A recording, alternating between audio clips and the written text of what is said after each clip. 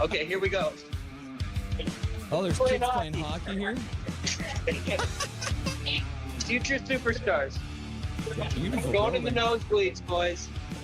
All right. Going in. Oh, look at this. Very cool.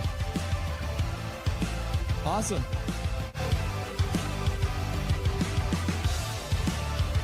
Very excited to have the one and only Laser from Hockey Shop in Langley. Welcome to the show, Laser. How you doing today? Fabulous. No slap shots.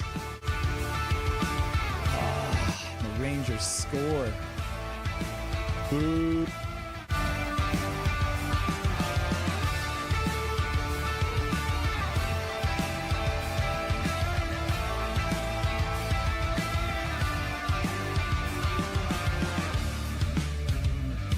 Can you hear me? Huh? Yeah, that's wild. Okay, this is craziness.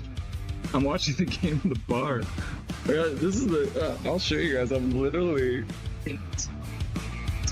We're in a bar here. We make it happen here. Nothing is perfect, you know. Here we are with the one and only Mr. Jake from Jake's Takes Hockey. Welcome to the show, sir. How you doing today? That's right. Thanks for having me. I appreciate it.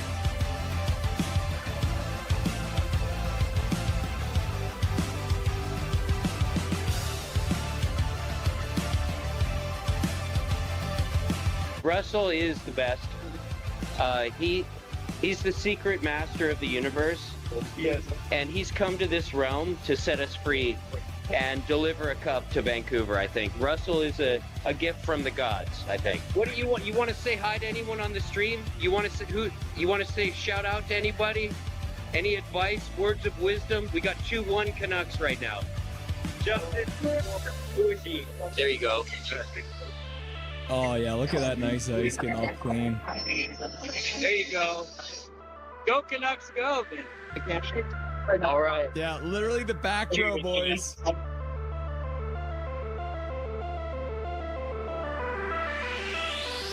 It's nice to have you. Thanks. Yeah, I'm happy to join you guys. Witten and Jordan from Canucks Uncensored. How you guys doing today? Awesome. We're good, Russell. Thanks so much for having us on.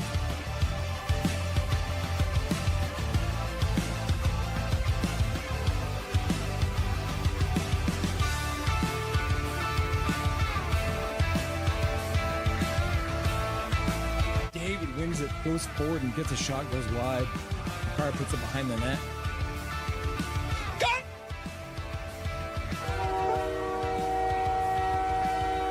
Time! Oh, I just got lightheaded! 3-2, Canada wins. I scared the crap out of Dobby. Boys and girls, we did it! Canada wins! Binnington with some killer saves in overtime, and Connor McDavid, the man we were giving so much crap to through this whole game, wins the game! I'm so red in the face! Look at how red my face is! It's Canadian face! Oh, in Boston, boys! We win it in overtime!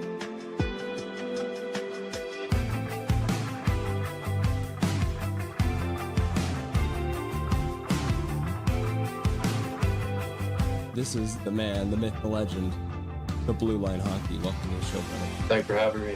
Pleasure to be here. How you doing today? Things are great. Thank you for the wonderful intro, and thank you for having me on. And truly a big fan of what you are doing on your channel as well. So keep it up, man. It's really, really good. We're in the second row, so we're doing all right. Live from Rogers Arena, Michael Saunders with that beautiful mustache on his face. There it is. Look at that. A live look in, Rogers Arena, Mike and Zach. Russell, how are you doing, sir? I'm doing really good. It's nice to see you. Great to see you. It's always fun popping into the streams every once in a while when I get a chance, and nice to finally be chatting with you. How are we? Guys, this is awesome. I'm excited to be here. Everyone's been very excited to have you on. The word got out and people started getting very excited. So thank you very much for doing this and joining us today. I appreciate you having me.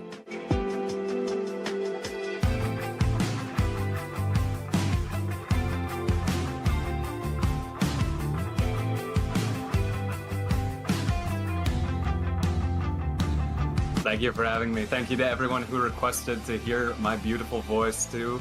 I appreciate that.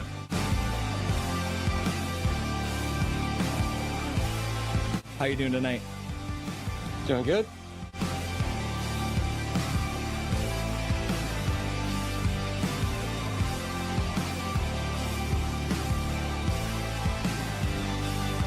Thank you very much for taking the time out of your very first hockey game to join the stream. Everyone was very excited to see you, and enjoy the rest of the game in the third period.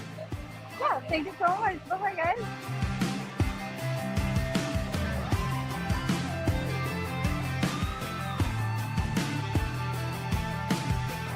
Trevor Beggs joining the show from Locked On Canucks. Thanks for joining me today, brother. My pleasure, Russell. How you doing today, buddy? I'm doing really good. I'm doing really good. Hey, buddy, what an intro. Thanks, man. Hey, no problem. It's nice to see you again. It's been a while. Dude, absolutely. Yeah, those late nights, early mornings. Yeah, weird they were times. rough. We are excited to welcome Dave Hall to the show. Welcome, my man. Hey, thanks for having me today. I'm excited to be on. We're excited to welcome to the show Larry Fisher. Thanks for having me, Russell. Looking forward to talking lots of hockey.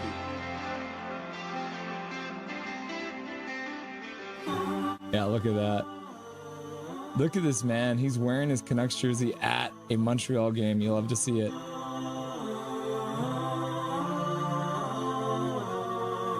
He became a local legend by calling the Abbotsford Canucks Calder Cup run. We were very happy to welcome Brandon Asselt to the show. How's it going, brother? Russell, I'm doing well. Thanks a lot for having me on. I'd like to introduce to Nothing is Perfect, Mr. Zach Nolan. Thank you so much for having me. It's great to have you.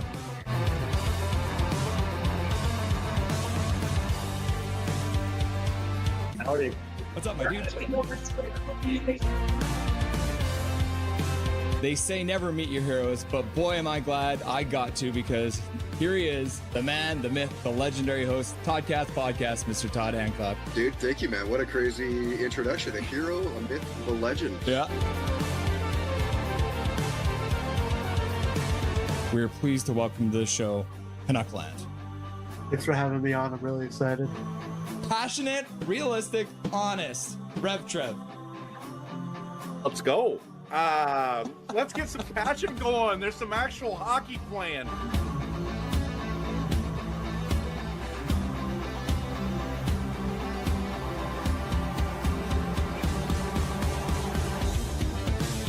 Smith plays it right across the zone. Bolana with a shot. Score!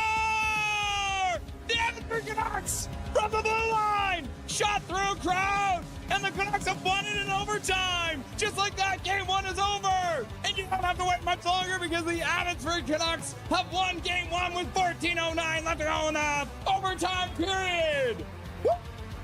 Woo! Just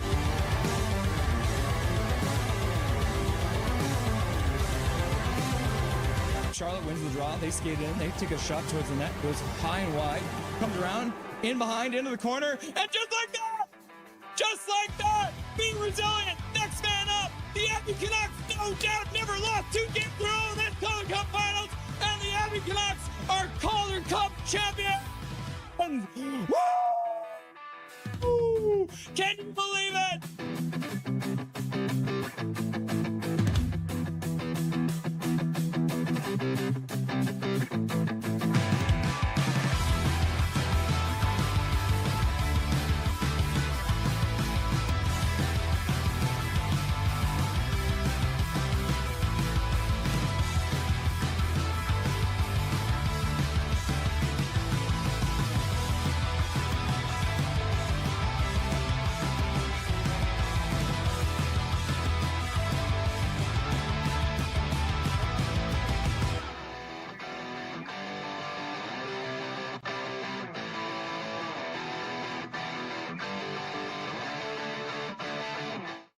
Wow, that was early. We didn't even get to the end of the intro, and I hit the button to change over to say hello to you guys. What's up, everyone? It's Russ Holiday. It's Nothing is Perfect. It's time for Vancouver Canucks hockey. The first game post trade deadline. That's probably a scare start for you guys too, eh? I'm just updating the lineup because obviously after today's shenanigans, we literally had no idea what to expect from this lineup as we were getting started. So I have it 90% done, 99% done. The lines have moved around a little bit. What the heck is going on then?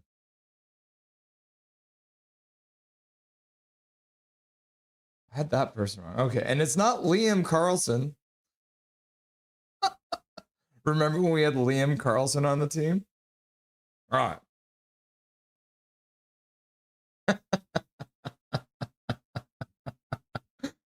I tried to hit one button and then I hit another, so we came in 10 seconds early. I hope that was funny for you guys. Okay. Just gonna quickly review that we have everything good to go for the lineup, and then we're gonna talk about what we're gonna do tonight. Okay? All right. Top line, yes, yes, yes. All right. Yep. That second line has not changed. Okay, Kane's back in the lineup, even though he's sick. Back in the lineup. Yep. Atu Ratu's in the lineup. Spoiler alert. Okay, cool. So the forward lines look good. Oh, I almost showed you guys the defensive lines, but I bet you the defensive lines have not changed. Yep. Okay, everything looks good. All right, the lineup is ready to go. Oh my goodness. Okay. So, Canucks trade deadline happened today. Vander Kane, still a member of this team for some reason. The exact quote when asked about it and why it didn't happen. Do you know how Patrick Alvin referred to Vander Kane? He's a veteran player in this league. He's a veteran player in this league. Yep, he is indeed a veteran player in this league. Oh, excuse me, I burped. All right, let's talk about what we're going to do. So let's bring you on over here. That's not working. We're off to a hell of a start here, kids. There we go. All right. So there's me. I'm ready for fighting, I guess. It is the first game post-deadline. It is Canucks versus the Blackhawks. Saturday, March 6th, 5:30 start, so it's a bit of an earlier start for us than normal. Dustin will be here. The Whale will be here. Dobby's hanging out. He's having a little nap. But I'm sure you guys will say him later. So the lineup for tonight in the Canucks versus the Blackhawks game, we're going to start off by saying hello to all you beautiful people who are already here in chat waiting for this game to get started. We're going to go through the stats that you want, but you don't really need for the Canucks versus the Blackhawks and the Canucks on Saturday and all those good stuff. Go through the game sheet. We'll do the Canucks starting lineup because tonight there is literally only 12 players available to play forward, and there is only 6 players available to play defense. They said that they called up Ty Mueller. They have not called up Ty Mueller, so that's kind of funny. So we'll get you guys all up to date on what's happening with the Canucks starting lineup. First period, or after the first period, I should say, during the first intermission, Dustin Boydell will be by for the ups and downs, or the Rusty and Dusty sideshow. We're going to go through the ups and downs of the first period of play. We'll also get into the good, the bad, and the ugly of the Canucks trading deadline. And then as well, we'll declare a winner for the trade deadline overall as to which team we think did the best today. The second intermission will be some spreadsheets. We have them all ready to go. It's going to be lots of fun. Here's a sneak preview. Look at that. I got numbers. Woo! So we're going to go through all the numbers as to what has been occurring for the Canucks over the course of the last 21 games. And then post-game show will be Dustin Boydell. He'll be by. and we'll break down everything that happens between Vancouver Canucks and the Chicago Blackhawks. And the Chicago Blackhawks, by the way, did trade away Nick Foligno today, so they are without their captain. But they did just meet Connor Bedard, their new assistant captain, which means they're probably grooming him to be their captain. So that should be fun. All right, let's hop in chat and say hello to all you wonderful people who are here, despite the fact that Evander Kane is also still here. All right. Duncan is here. Eric Hunter was here early, and he said, yay, we ended up making some trades after all. Yep, we sure did. Hey, everyone, says Fangirl. She says, hi, Eric. Hi, Duncan. Colin Whitehead is here. What's up, Colin Whitehead? Hi again, Fangirl, says Eric. And then Colin says hi as well. Ooh, and then Kayla says, why did I think this game was at 7? Because normally the Canucks do play at 7. But today they're playing at 5:30 because they're playing all the way over in Chicago. And then before we even get into the game, we have Mr. Eric Hunter using his monthly membership message. He has now been a member of Nothing is Perfect for 5 months. And he says, I feel like this will be a 5-3 score for the Canucks. Just a feeling. Ooh, that tonight's gonna be a 5-3 win. That tonight's gonna be a 5-3 win. That tonight's gonna be a 5-3 win. Tonight's the night they break the slump. That's all I got for you guys on that. Thank you very much, Eric, for being a member for 5 months now. I appreciate it, and I appreciate that you were feeling optimistic that the Canucks can pull off a dub today. Connie is here. What's up, Connie? Braden Coots is here. What's up, Pink Sunglasses? Nice to see you. Isildur is here. Says, hey. Let's see who else? Swervin' Irvin in the house. Oh, hello, Kayla. Hi, Fangirl. I'm trying to catch up on the pods and the pregame interview. Oh, yeah, all the different interviews and stuff that were done. Yeah. Man, some of Adam Foote's quotes today were hilarious. Big Mac is here. Yo! What's shaking, everybody? You'll love to see it.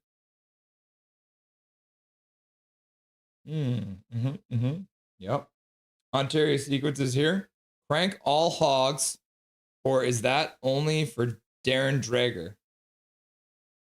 Does Darren Drager crank hogs? What? Heavy line snow, says Ontario Secrets. Interesting. Is it snowing out there in Ontario? What's up, BB Fangirl?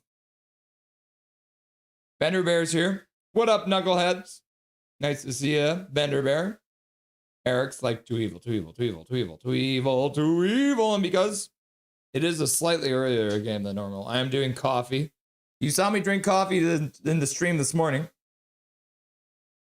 Too evil. And now I drink coffee because it's only 5:19 and I usually have a coffee around now. It's usually my last cop of the night. Snap Dancer's here too, but deleted their message. KJ Bracey's here. Salutations all. Colin Whitehead. BML's here. Went to Harrison for the cheese farm for some fresh blue cheese to enjoy these wings in this game. Do you know what my wife had for lunch today? She had dill pickle wings. Oh my God. The perfect thing for a pregnant woman, right? Dill pickle flavored wings. Jay Bockoff in the chat, removing his message. Nice to see you, Jay. Second stream today. Tillo's here, says hi. Thank you very much, of course, to Snap Dancer. Duolingo's here. What's up, Duolingo? Braden Coots. Hey, Russ, I got a new job. That's awesome. Actually, is there a way for me to go like this?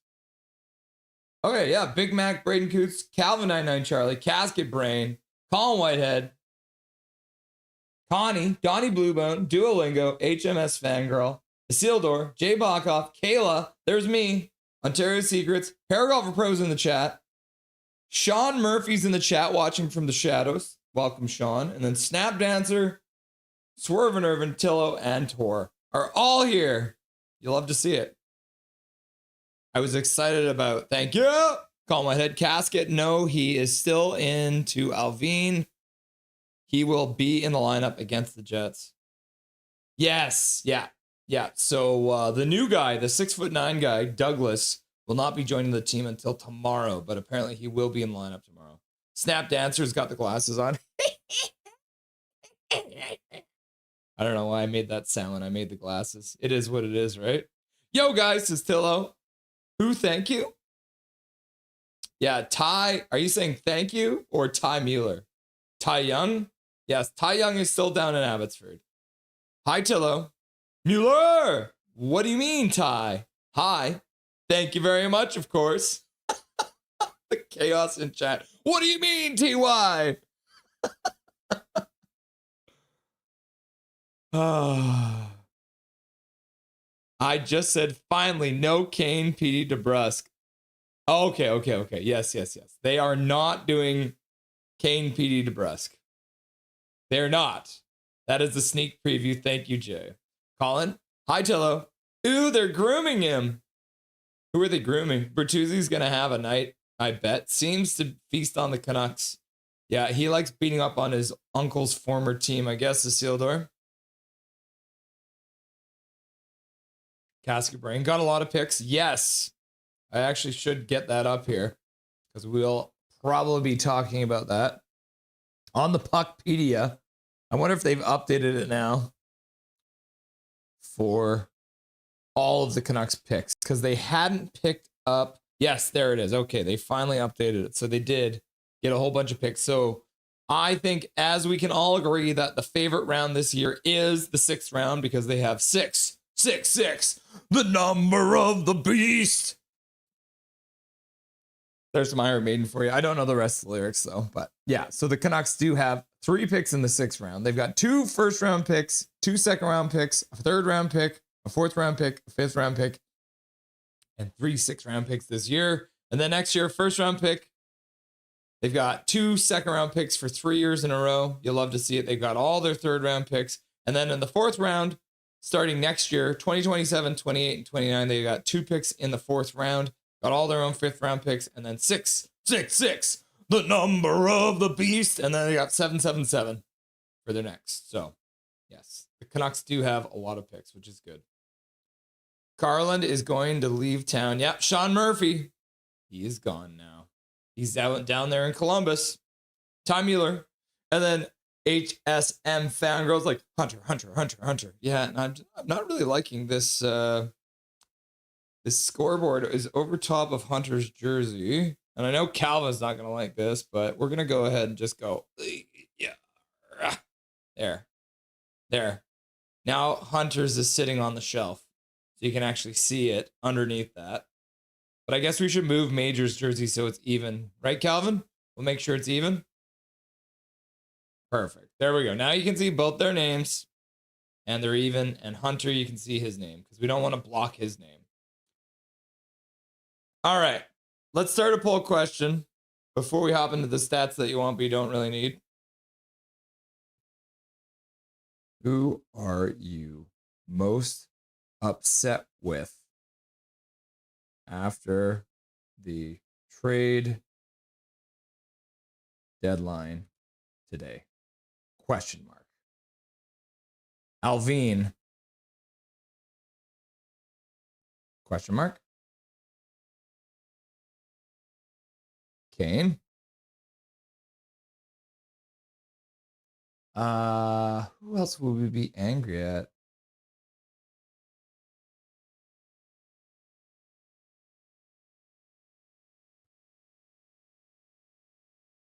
Alvin, Kane.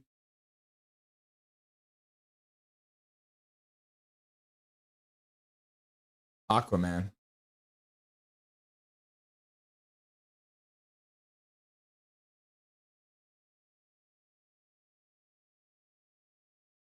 Cool. First poll question of the day, guys. Who are you most upset with after the trade deadline today? Alvin, Kane, Aquaman, uncontrollable, laughing and crying. Let me know what you think in the chat. So far, right off the bat, Alvin gets into a lead here. Alvin's got 40% of the vote right off the bat. So make sure you get your answers in, and we'll update the poll as the night goes. And then I think Pink said that he sent a picture of his new work truck to me. Is that on Instagram? Come on. Come on, Instagram. Instagram won't let me open messages. There it is. Okay, here we go. Yeah, there we go. Let's have a look. This is the new truck. I'm docking you right now. Your phone number's on there. So if you want to get some Apres North Inc., there you go. Your new truck. What are we going to name his new truck? He was asking me earlier. What should we name Pink's new truck? What do you think?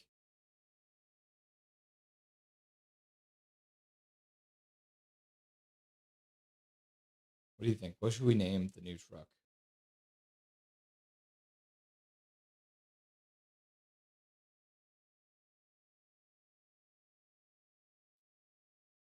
What do we think? Bankroll's just like, Hunter. Paragraph was so run their goalie tonight? What? I don't know if we should run their goalie. That's the thing you gotta remember is if you run the goalie, then they'll run ours. Duolingo's like, like every night now. Something, the chickadee Chinese chicken. Have a drumstick in your brain, stop slipping. Watching X-Files with no lights on. A la maison. Pregnancy cravings. Yeah, Connie, you got that right. Crank all hogs. Oh, funny. Tor's in the chat. What's up, Tor? Did you bread the wings or with crusted dill pickle chips? I've done that once and I gained 18 pounds. Bro, I haven't done that. But I think when we got wings it's this place called the Black Antler in Penticton. If you're ever in Penticton, hit up the Black Antler. Because their happy hour deal is you buy a cocktail and they give you a pound of wings for real. For free, I should say. And yeah, we had them there. But no, it was, we have like a dill pickle powder flavoring for something at my work. And so we decided just to put it on the wings. Well, Crystal had one of my friends at work tell her, why don't you put some dill pickle seasoning on your wings? And Crystal was like, ah! And then she got dill pickle dip too to put it in. Man, so good. So friggin' good. All right. Running a little bit behind because we always do here on Nothing is Perfect. Let's have a look at the stats that you want, but you don't really need. Vancouver Canucks playing on Friday. They've done it 557 times. This is probably their best day. If I were to just guess off the top of my head, this might be their best day. Okay? So they are 248, 223, and 86 overall, which isn't, crazy good. But as you'll see, at home, they're 158, 136, and 56 in 350 games. And on the road, away, they're above 500. They're actually 3 games above 500 on the road on Friday. They're 90, 87, and 30, which is crazy. They're not above 500 on any day of the week. March 6th is today's date. Canucks have played today 24 times. They're 12, 9, and 3, which is pretty good. But they are 9, 4, and 2 at home in 15 games. This is the 10th time they've played on the road on March the 6th. They are currently 3, 5, and 1. So they have a chance to improve that record, but they are 2 games below 500. So good stat, bad stat so far. Canucks versus the Blackhawks. They've played each other 209 times. The Canucks overall, which is also weird, because usually when we play original 6 teams, the Canucks are trash. But against the Blackhawks, the Canucks are 96, 84, and 29. At home, they are really good. They are 58, 32, and 16. In Chicago, it's almost the reverse. So a bit of a tough go in Chicago. They are 38, 52, and 13 in 103 games. In the last 10 games these two teams have played, the Canucks are 9 and 1. Unfortunately, that one loss is the last time that the Canucks played the Blackhawks. In those 10 games, the Canucks scored 37 goals and allowed 20. So they actually scored 3.7 against the Chicago Blackhawks in the last 10 games, which is way above their average. Because right now, I think they're at like 2 point something, which is crazy. And then they've never played on March the 6th. So the Canucks and the Blackhawks, this would be the first time playing on March the 6th.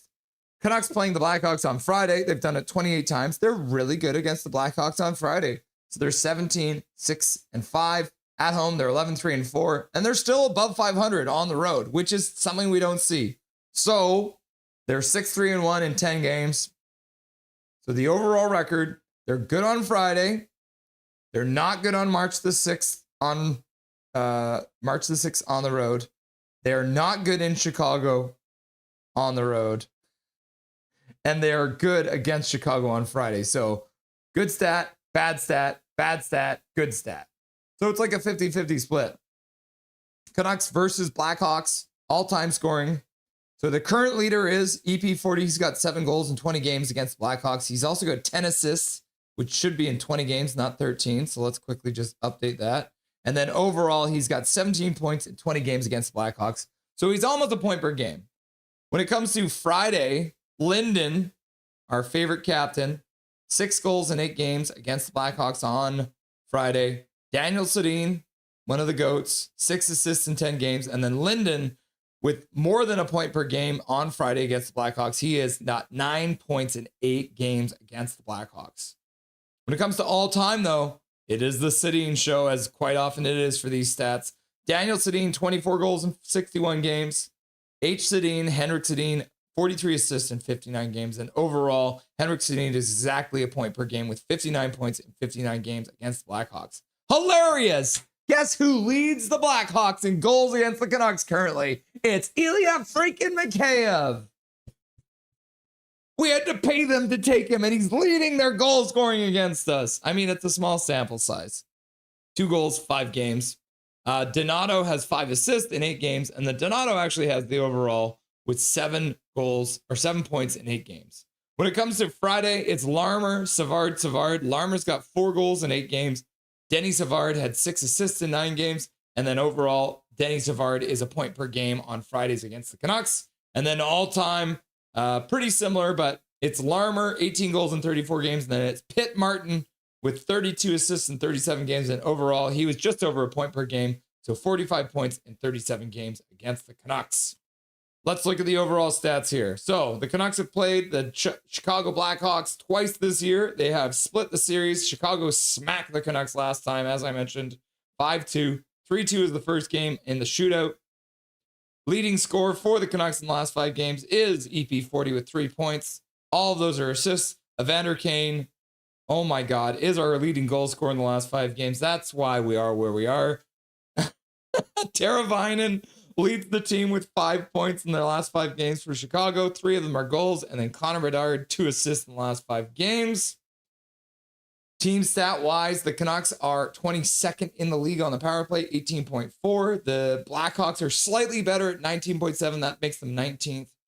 Penalty kill wise, the Canucks are still the worst team in the league at 70%. The penalty kill for the Blackhawks is number 1. What the hell is that? How are they number 1? This is the best penalty kill versus the worst penalty kill. Face-off wise, the Blackhawks are worse than the Canucks. One of the few stats that they are. 46.9%, 30th in the league, and they just lost Nick Foligno, who I believe is a center too, right? I could be wrong about that. The Canucks are 23rd. They also have the second worst goals against, or goals for, and the worst goals against. So there is your good. That's why they're in 32nd. The Blackhawks are 27th for goals for and 19th for goals against. When it comes to the last 10 games, the Canucks have 1 win in their last 10 games. It was a 2-0 win over Anaheim. The Blackhawks are not much better. They're 2-6-2 in the time. Winning against Utah and San Jose. They just came off an overtime loss to Winnipeg. But currently, the Canucks are once again on a 7-game winless streak. Canucks have played 61 games. They're 18, 36, and 7, 43 points. The Blackhawks have also played 61 games, 23, 28, and 10 for 56 points. So even though The Blackhawks aren't great. They're still 13 points up on the Canucks. Shot speed. Crevier. Louis Crevier with a 165.49 kilometer per hour shot on February 28th. So that's recent. And then EP40 has the Canucks' hardest shot right now. But overall average speed, the Blackhawks do take it with 96.42. When it comes to skating speed, Frank Nazar with the best burst for the Blackhawks back in January 25th. DeBrus still all the way back in October with the Canucks' biggest burst. And then you can see the top end speed for the Blackhawks is better than the Canucks, but the average speed for the Canucks is better. So they have better acceleration and can get to a better speed, but skating speed overall looks like the Canucks probably on average have a little bit better skating speed. Last 10 games, the Blackhawks have skated about 110 more kilometers. They've skated more per 60. The Canucks skated more in a single game in the last 10 games. That was against Seattle. And then the Blackhawks skating more in a period, and that one is all the way back in December 12th. When it comes to shots on goal, the Canucks do have way more shots than the Blackhawks, which I find very strange. More high danger, more mid-range, more long range, but they have less goals in all categories except for long range, which means their shooting percentage is crap except for in long range. So the Canucks average a 9.4 shooting percentage, which is terrible. And this is one of the few teams that actually has a better shooting percentage in the high danger spots. So way more shots in the high danger, but the Blackhawks are converting and they have one more.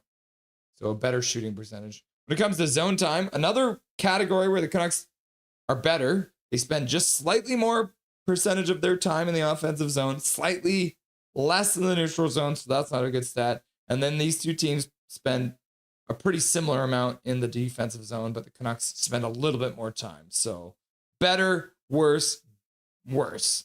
So overall, the Canucks are worse. What a surprise. All right, let's get back to the bar and let's have a look at the Canucks starting lineup tonight, which is changed due to necessity. There is only 12 healthy forwards currently available on this roster, and so they shook them up like this here. Niels Big Hog Hoglander and Elias Pettersson will have Jake DeBrusk on the wing. You've got Liam Ogren playing with Marco Rossi and Brock Besser, so the only line that remained the same from last game. You got Evander Kane now playing with Atu Ratu and Drew O'Connor, so Atu Ratu at center. And then Teddy Bluger on the fourth line with Max Sasson and Linus Karlsson. So Atu Ratu back in, which is good to see. Evander Kane back in, which is not good to see. Defensively and goaltending-wise, there is no change other than the starting goaltender. Tonight, we're going to have EP25, once again with Phil Hronek. You've got the two young guys, Zeev Buyam and Victorio Mancini playing together. And then the bottom pair is Marcus Pettersson and Tom Wielander. And then, as I mentioned, Mr. Nikita Tolopilo will be starting the game today for the Vancouver Canucks after Mr. Kevin Lankinen got pulled in the last game. Just kind of a weird choice, too. I had a feeling they might start Lankinen, but guess not. Guess not. I'm going to get the NHL scoreboard open too so we can keep track of what's happening. We've got an epic battle happening right now between the Avalanche and the Stars. The Stars currently leading the game 3-1 in the first period. Does Tyler Myers have any points? No points for Tyler Myers. Not yet. Not yet. Mohammed in the chat. What's up, Mohammed? Hey, Russell. Are you happy with what the Canucks ended up doing on the trade deadline? Deadline day. Curious to hear your thoughts. Thank you. $5 donut coming in from Mohammed. Thank you very much, Mohammed. We appreciate you being here. You're great for donating to Dobby's College Education Fund. How do I feel about the Canucks? I am happy they got more draft picks. I am happy that they managed to trade one of their forwards with terms because Connor Garland got traded, which I'm not necessarily happy it was Connor Garland who got traded, but I am happy that they got some picks back for him. I am not happy that Evander Kane is still a member of this team. I'm not at all happy that Evander Kane is a member of this team. Oh, yeah. Sorry, guys. It looks like Tyler Myers is not in the lineup tonight. It looks like he didn't get in, unfortunately. Myers! Back to the bar. I mean, I'm happy with the Camp trade. They basically got him for free and then turned him into a pick, which is good. Turned him into a 6th-round pick. Yeah, kind of interesting. So, Mohammed, I'm going to give them an overall score of, I'm going to call it a 7.5 out of 10. Which is like, what? Is that a B minus? 7.5 out of 10 is a B minus, right? So we'll give them a B minus. I think it could have been better, but I think it definitely could have been worse. If they even traded Evander Kane for future considerations, I would have given them like an 8.5. Maybe an 8.6. So thank you very much, Mohammed, for your donation. Dobby's College Education Fund. And hopefully you enjoy the game tonight. They are singing the national anthems right now.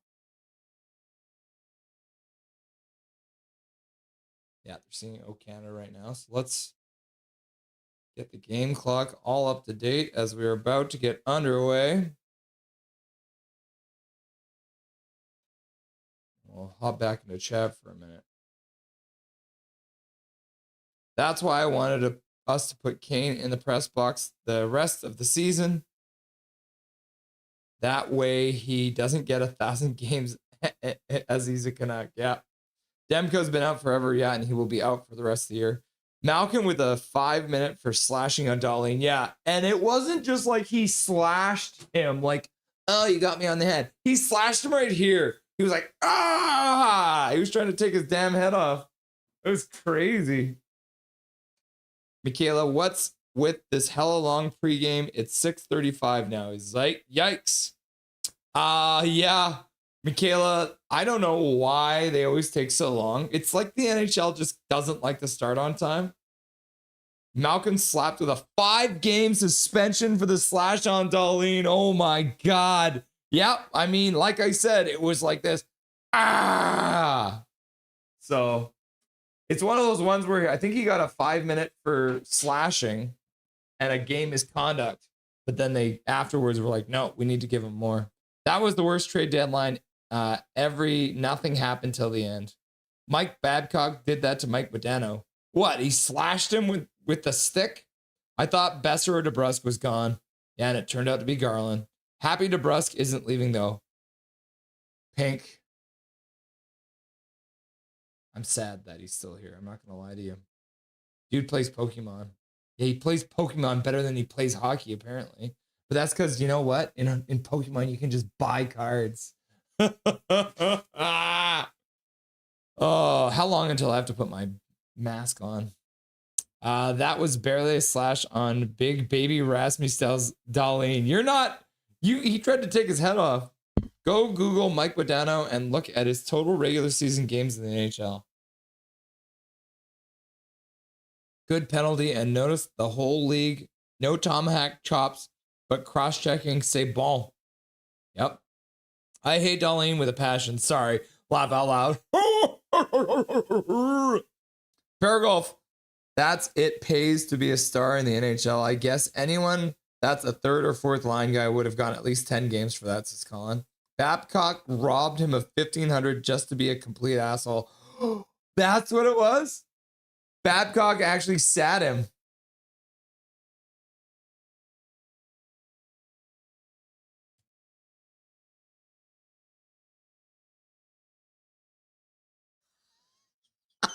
What a dick! That would be something Babcock would do. He sat him so he didn't get 1,500 games. My goodness, Swervin. What a petty, petty little son of a gun. Am I the only guy who likes DeBrusk? Braden? We've been watching him every game and it's been painful. I'm not going to lie to you. He's been playing like shit. And when I give you guys his stats, he's shooting at like 5% right now.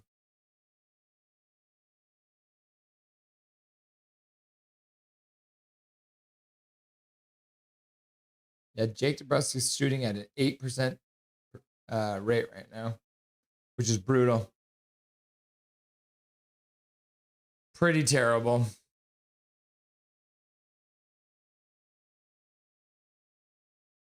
More reason to hate the Sedins? Why do we hate the Sedins? We don't have finishers like Bedard. No, we don't. That's fine. What do you like about him? Question mark. In my house, you would be Braden.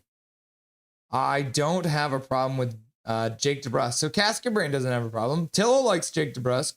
I don't hate Sweden, only Darlene, says Calvin. Coots is don't dislike DeBrusk, but he isn't a real fit on this team. Yeah, he said it himself. Yeah, Connor Bedard with that A on his chest now.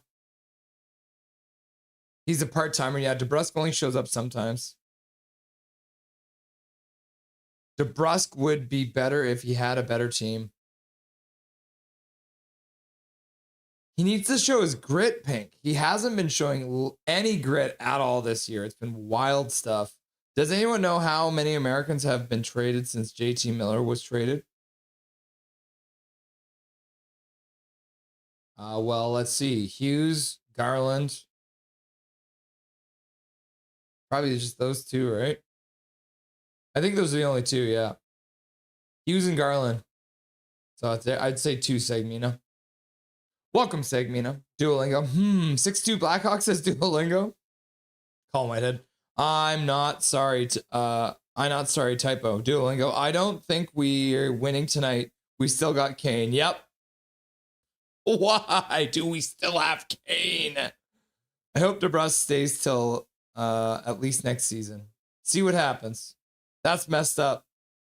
And the new guy, Curtis Douglas, is Canadian. Yes, Casket Brain. He is Canadian. So Bluger will be apparently paired up against Connor Bedard. So you got Bluger, Carlson, and Sassone out there against the Bedard line. That's a fair prognostication. I was so happy when we got DeBrusk. Guys, how angry will we all be when management inevitably re-signs Kane? Oh my God.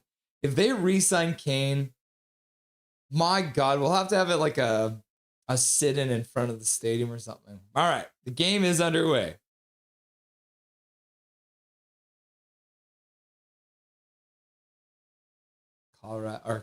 Chicago, Bedard. Through center, loses it right at the blue line. Almost puts it offside as Bertuzzi, but he will stop up and dump it deep. Tolopilo cues it up for Mr. Hronek. Hronek passes up to the Canucks blue line, but that's intercepted. Canucks are changing now.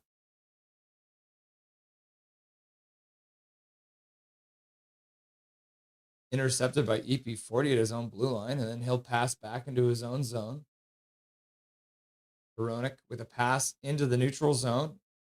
Petey with some good speed to get in on the puck. Puts it behind the net for Höglander.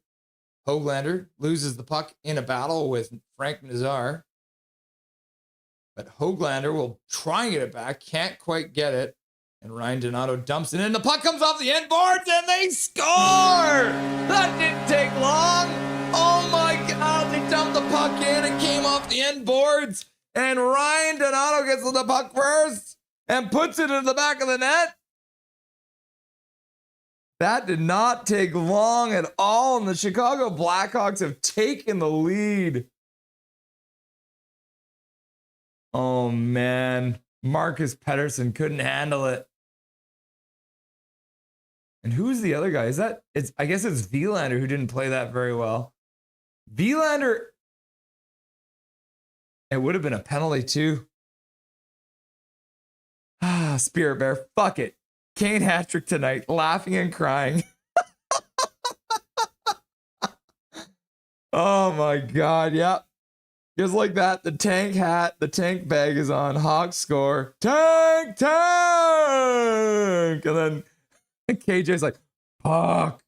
I'm down to lose, says Braden Coots, but I hate Foot's coaching. Yep. Jack Maloney's like, and then Tillo's like, can't make this shit up. Was that the first shot of the game, too? Okay, they have 2 shots. No, okay, it was the first shot of the game. Ryan Donato scores, assisted by Frank Nazar. So Ryan Donato gets his 14th of the year from Frank Nazar. Oh, that's funny. I didn't stop the clock. Vassar looks to be in some kind of discomfort on the bench, so keep an eye on that. Ratu gets waved out of the draw. And Eric Hunter's like, tank, tank, tank, tank, tank, tank. And Werfers McGee's like, go, go, go, go, go, go, go, go. And then Snap Dancer's like, didn't take long. And then Connie McKenzie's like, tank, baby, tank. Can I drink my coffee through this mask? Let's see. I can. Success. Taking me to Joshua. Stank continues his casket brain. Okay, the Canucks bring in. Oh, and the Canucks score! Oh my God, Tom Vielander put it to the front of the net. And I think Drew O'Connor tipped it in from there. And this game is absolute anarchy and chaos as Tom Vielander makes up for his poor defensive coverage, throwing the puck to the front of the net.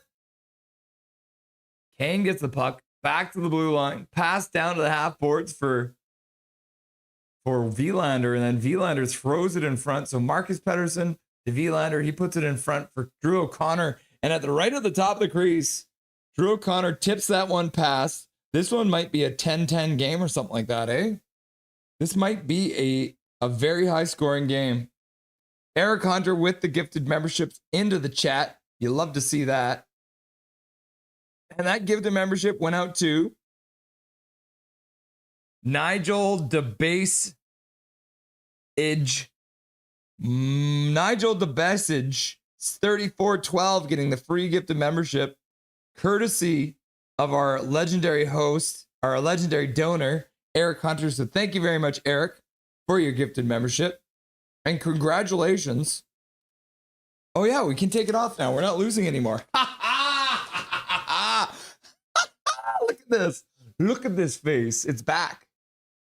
So Nigel getting the free gifted membership. So thank you very much, Eric Hunter, for your gifted membership to Dobby's College Education Fund. We appreciate it. All right, plays back underway. The Canucks win the faceoff. Z Bouillon, with all the space in the world, takes a shot to the front of the net. And it looks like Jake DeBrus tips it from the point. Jake DeBrus tips the shot in. And after a clean faceoff win from EP40, look at that. Pink Sunglasses is stoked. The Canucks take the lead, 2-1. Jake DeBrus getting a backhand tip on it as Bouillon puts it. Had so much space. And then the shot's going, and the goalie would have made the save. But then Z Bouillon deflects it, or shoots it towards the net, and DeBrus tips it in. So Jake DeBrus has scored a 5-on-5 goal. Can you guys believe it? Booyum. Oh, wow. I just gave the Canucks an extra goal there. Let's take that off. It's only 2-1. Don't get ahead of yourself, corner, for Holiday. What's my name? What's my age again? What's my name again? Back to the blue line. That one splits the D, and that'll go all the way down. Total Peel will stop it behind his net. Oh, and then the players collide. Marcus Pettersson now pins his man to the boards. That's crazy. I can't believe that. Rebuild over. Holy crap, missed that DeBrus goal. Yeah, Jake DeBrus just scored 5-on-5. It's a goddamn Christmas miracle. Can you believe it? All right. Chicago is controlling now. They put the puck down low. We got the Rossi line out there. So EP40 getting the assist. Bouillon as well. We'll update you guys. So Drew O'Connor from Tom Vilander and Marcus Pettersson. And then Jake DeBrusk from Zeev Buyam and EP40. Oh, Bedard with a shot to the front of the net. That one's blocked, though. Back to the bar. So nice not to have to wear that mask. And the Canucks are like 12 points in last place, so we can afford to win a game, right? Right? What do you say now, Russ?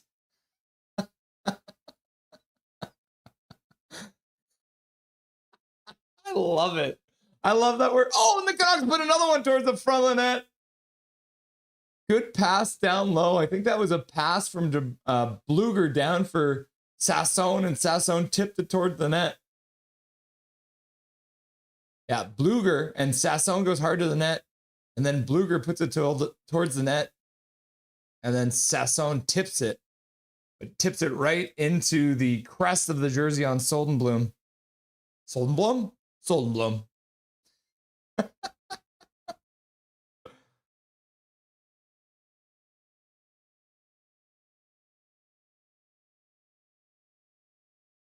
Oh, Pettersson gets hit by a puck in front. Now DeBrusk takes a shot to the front of the net.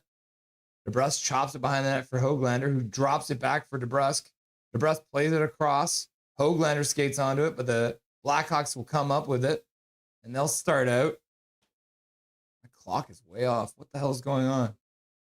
Get your shit together, Holiday. Puck into the corner. Donato, the original goal scorer in this game, gets the puck, more spins, and puts it back into his own zone. That one bounces off a skate. Oh, good way. That was a great play to stay onside by Drew O'Connor, but they can't do anything with it, unfortunately. Yeah, Swervin's like 3-1. Yeah, I wish. It's a yard sale out there. Yeah, we've got 1 shot, 1 goal for the Blackhawks. And we got 2 goals on 6 shots for the Canucks. Puck goes all the way down the ice, and the Canucks have iced the puck. They're already celebrating their victory. They've still got 54 minutes and 13 seconds to play. They're trying to bake a cake. Learn the rules. Hunter, Hunter, Hunter, Hunter. The doctor. Has his audio been off for 10 minutes? No one cares to tell him. Laugh out loud. Is my audio off? I hope not. Canucks score! Doc. Goal, says Mohammed. And then Connie McKenzie's like, go, go, go, go, go, go. Take the bag off, Rusty. Yep. All right. Plays back underway after the icing call. Canucks get it into the Blackhawks zone. The Blackhawks will move in. Bedard stops up, plays it across to the far side. Pass down low for a backdoor play. And it looks like either Tolopilo or Marcus Pettersson got a piece of that one and directed it over the boards. And with 13:58 left to go in this game, the Canucks lead 2-1 somehow. Casket Brain's like, go, go, go, go, go, go, go. Too evil, too evil, too evil. Go, go, go, go. Isildur says, my G.I. Joe is doing push-ups on the desk. I believe in Doc when everyone hated him, says Tillo. Yeah, I believe that. I hated him at one point. Remember, I think I was talking smack about Drew O'Connor, and then he scored 2. Goaltender Summit, snap dance. If my prediction is right, that's the only goal we are getting tonight, says Colin Whitehead. And your prediction turned out not to be true because the Canucks have 2 now. Our team is really young. Yeah, they're now with Tyler Myers being traded. I guess even with... Let's see if there's an updated stat.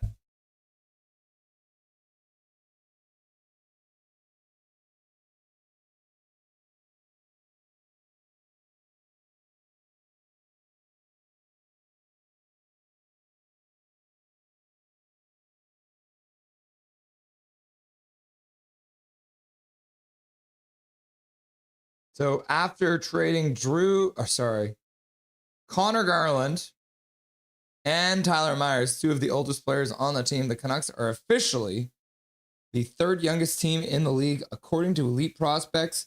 Their average age is 26.46. I don't know why it's doing that weird stuff. So they're on average the 3rd youngest team. They were 4th when they traded Tyler Myers, and now with the with Kampf and Connor Garland being traded. They're now the third youngest team in the entire league. Woofers McGee. Go, go, go, go, go, go. And then Snap Dancer's like, Ziva. Back to the bar. Chicago wins the draw. Is that Kane? Kane steps through. Oh, no, it's Blue. No, it's Max Sasson. Holy cow. Donato moves it over the blue line, spins, loses it to Max Sasson, who plays it across for Vilander. Vilander drops it for Sasson, picks up some speed, stops up on the half boards, puts it across the blue line. Good job by Marcus Pettersson, puts it to the front of the net, and the Canucks scored! Can you believe this? What is happening? The Vancouver Canucks put it into the back of the net as Max Sasson skates it over the blue line. Stops up, puts it back to the blue line. Marcus Pettersson makes a move down through the slot and then puts it to the front of the net where Teddy Bluger puts it into the back of the net. What the hell is happening? I guess we are playing Chicago, so maybe if we just played Chicago every game, we could win. Canucks lead 3-1. So I predicted it earlier. Your voice isn't matched with the audio. My voice isn't matched with the audio. What do you mean? That's weird. We want the cup. We want the cup. We want the cup. We want the cup. Bluger! I'm Bluger. Dabba-dee, abba-da, dabba-dee, abba-da. Uncontrollable laughing and crying, says Dijon Mustard. Spirit Bear, give him 6x6. And then Jack Maloney's like, no.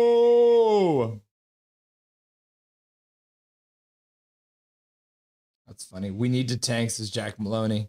We want the cup. All right, Canucks win the face-off. They'll flip it in. Rossi, oh no, Ogren skates onto it. So Marcus Pettersson with 2 assists now. Max Sasson with his 3rd assist of the year. So Teddy Bluger from Marcus Pettersson and Max Sasson. I was also crapping all over Marcus Pettersson, so I guess he's stepping up. Shot misses the net from Chicago. Puck gets out. Besser flips it across to Ogren, who brings it over the blue line. Oh, wow. I should do some vocal workouts because I'm not speaking properly right now. Besser gives it to Ogren in the neutral zone, and Ogren will put it deep, and the Canucks will start to change. I'm blue, da-ba-dee-da-ba-da. Callum's like, go Canucks go, go Canucks go, go Canucks go, go, go, go, go, go, go, go. Too evil, too evil, too evil, too evil, too evil. Learn the rules, swear jar, swear jar. Bluger's going to get an offer to 5-year extension tomorrow for that one. Yep. It was already 3-1. Swervin's mad at me now. Drew O'Connor drives the puck into the Chicago zone.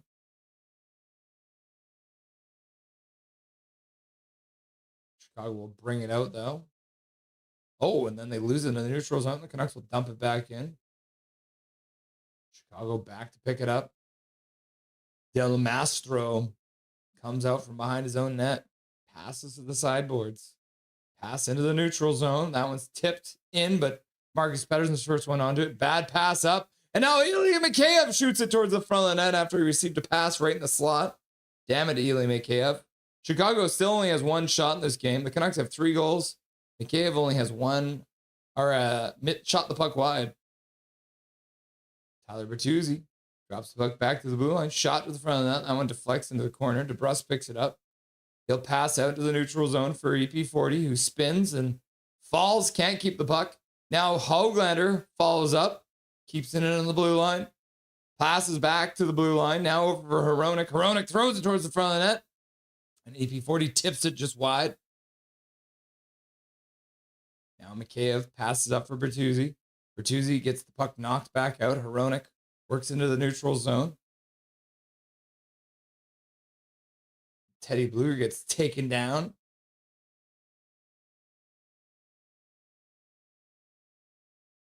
Levshinov shoved Bluger right down.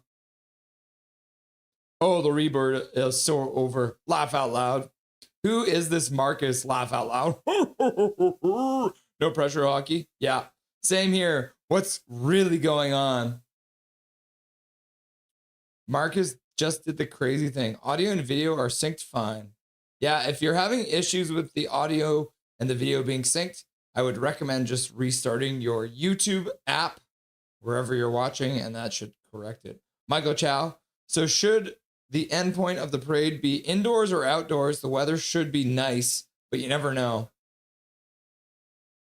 Maybe we have the parade end at BC Place and we open the roof. What do you think? We'll start the parade in Penticton. Michael Chow, who knows? Puck into the Canucks zone. Connor Bedard turns back to the blue line. Skating Miles now takes a shot to the front. That one's knocked down. And then the Chicago Blackhawks get their second shot of the game. Just over 10 minutes in. And Tolopilo is up to the task, makes the save. Canucks get the puck all the way down into the Chicago zone. Chicago pass across the neutral zone. Skating onto it is the man Del Mastro. He'll bring it around the boards. Skating with some speed is Slaggert, who plays it up the boards. Mancini in the corner. He gets knocked down from behind by Slaggert. Gets back up. Slaggert comes out with it, though. Oh, no, that's Bedard comes out with it. Oh, my God. He passes back to the blue line. Now pass across to Kaiser. Kaiser back to the blue line. Rinzel throws it towards the front of that. It gets knocked down in front. And Boehm will clear it to the side. And then Kane will flip the puck out into the neutral zone. Drew O'Connor jars the puck free, drives it deep into the zone. Now he'll keep it deep while Kane comes in and starts joining the party. Now EP25 pinches down from the point, keeps it in deep. Canucks will start a change. Joel Doach, shut up your face for karaoke as the Canucks play spoilers down the stretch. Puck into the middle, shot to the front of the net. Oh my God! Tank, baby, tank! As on their third shot of the hockey game, the Chicago Blackhawks, Ilya Mikheyev. Ilya Mikheyev with his third goal in 6 games since being traded from the Canucks to the Blackhawks, scores his third goal against the Canucks. Oh, of course it's Ilya Mikheyev. All right, let's update the stats that you don't really need, shall we? So he's now got 3 goals in 6 games against the Canucks since we traded him. Mikheyev from Moore and Bertuzzi. Back to the bar. That is hilarious. Of course, it's Ilya Mikheyev. The next goal is going to be by Sam Lafferty, right? Mikheyev scores and the Canucks take a 1-0 lead in Game 7 of the Western. No. Are you not entertained? Says Dijon Mustard. Swervin's out here just crying. Having flashbacks to the Western Conference. Nope. They never made it to Game 7 of the Western Conference Finals, did they? Parade canceled, says Michael Chow. Bah! Ilya. International Village. Kayla's like, tank, tank, tank, tank. Canucks take it away in the slot. Carlson plays it up for Sassone, who gets it deep. Canucks keep it deep for a minute, but Blackhawks will start out. Grzelcyk will gain center and dump it in. Canucks will dump it all the way down the ice into the Blackhawks zone. And that will be an icing call against the Canucks. So they need to learn the rules. Learn the rules. Dave Olson is here. What's up, Dave Olson? Clown, clown, clown, clown, clown, clown, clown. Red, red, red, blue, blue, blue. Lisa Simpson. Show me. Thanks, Spirit Bear and Casket Brain. Teddy Bluger. Bad girl. Who scored the third goal? I had to step away for a sec to grab something. Teddy Bluger. You love to see it. The two chat regulars finished the answer for Fangirl. You love to see it. David Olson says, David, all we need now is PD from PD and PD. Yes. The only thing I need to see for the rest of this season is a Pettersson goal. That's all I want. Elias Pettersson, speak of one of the doubles. Puck ends up going back down deep as Linus Karlsson couldn't do what he wanted to with the puck. Puck squirts out now. Chicago touches the puck offside, and they're going to bring the puck all the way down into the Chicago zone. They're going to call it intentional offside for him being Marcus. Yeah, it's good now. Tolo is getting run support. Yeah. Yeah, Chicago's up to each goalie's got a 50% save percentage. Look at this craziness. Tolopilo has a 50% save percentage. And Soldenblum has a 571 save percentage.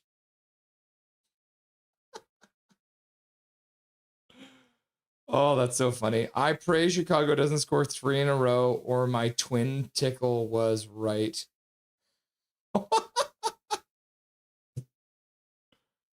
Your twin tickle? $5 dono from Eric Hunter. You love to see it. Dobby just came over and laid down and huffed and puffed. I guess he wants to say hi to you guys. Thank you very much for the $5 dono, Eric. Dobby's right here, so I might as well bring him on here. Come here, fluffy boy. Come here. Oh, yeah. Here is the sweet little muffin. Look at his tongue. Look at his tongue. It's hanging out of his face, huh? Oh, taint tickle. Oh, my goodness. Oh, Dobby, why are you... What are you doing with your life right now, huh? You love your papa? Oh, look at this little nugget. Oh, I think he loves me. Connie says she loves you. Town says double ton. Casker Brain says Dobby. Kayla says Dobby. And Connie McKenzie's like Dobby. Do you see how happy this boy is? Such a sweet little boy. Dobby knows what I have, so why not?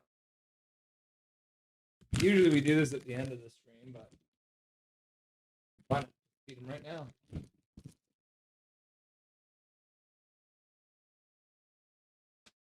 See how focused he is on this thing? Oh, Connor Bedard with a shot. Filipino makes the save. Oh, your booty's falling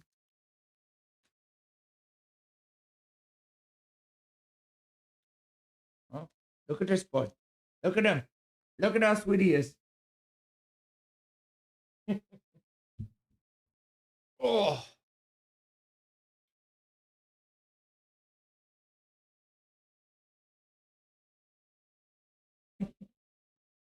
Dad, don't make me watch Canucks hockey. Okay. We'll give you more later, buddy. Play is back underway. Oh, I got Dobby in my face. 3-2 is the score. Chaos here. We are now winning in save percentage. Woo! What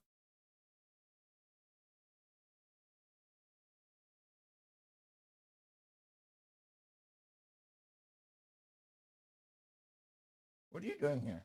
Why are you here, huh? Get out of here. Get out.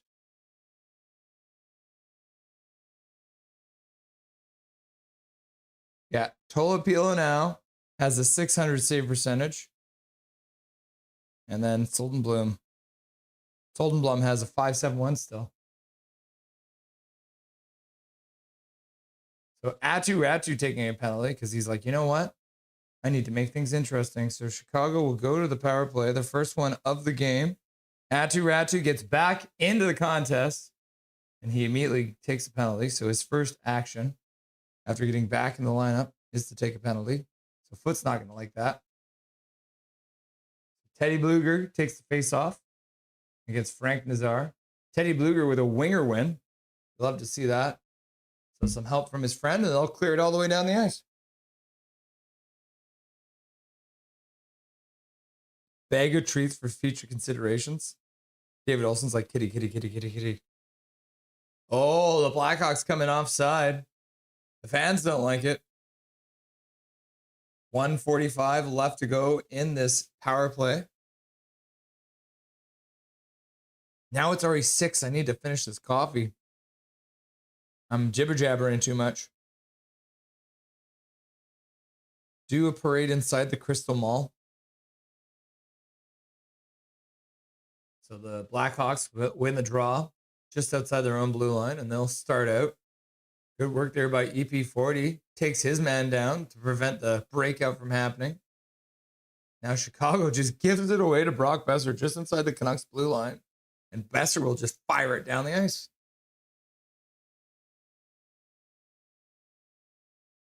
Teddy Bluger, Liam Ogren on to penalty kill. We saw a little bit of Liam Ogren penalty kill early in the year, but now the Canucks will dump it all the way down the ice. Partially knocked down there by Bedard, but he can't get all of it now. Soldenblum will put it to the side for Bedard, who cuts past Ogren through center over the Canucks blue line, and then he loses the puck.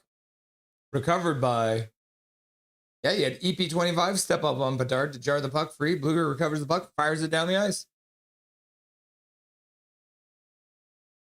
All right, coffee's done. Keep on kicking my mic. Oh my God. Can you guys hear that when I kick the mic? Chicago with a pass down low. It's shot wide though. Now back to the blue line, but nobody's there. Sassone now penalty killing. You love to see it. Everyone's getting a chance to penalty kill. And when you've got the set 28th penalty kill in the league, why not? Donato puts it back to the blue line.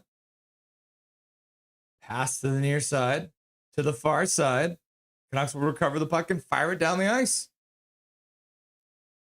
You love to see it. Oh my God, my face. Is it me or is your game clock on the fritz? It can be sometimes. Sometimes it freaks out. The Canucks managed to kill off the power play.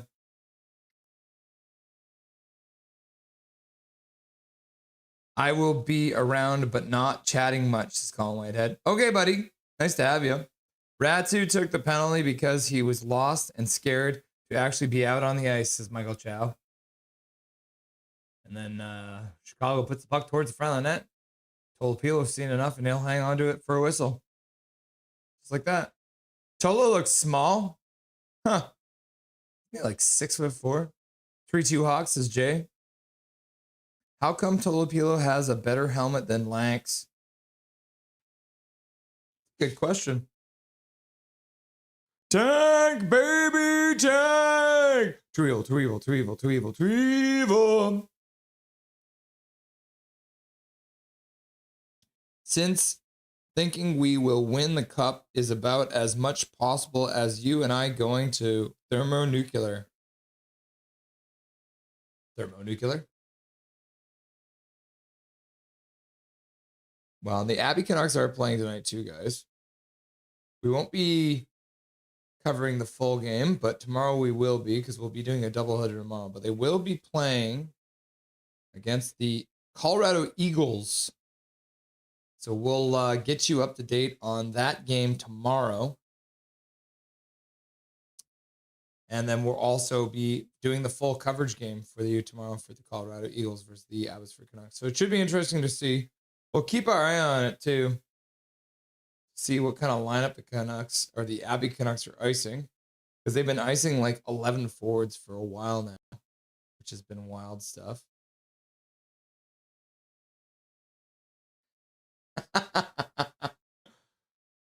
Jay sent me this on X or Twitter. We're still here. We're still here. To Kane and Bluger. That's pretty funny.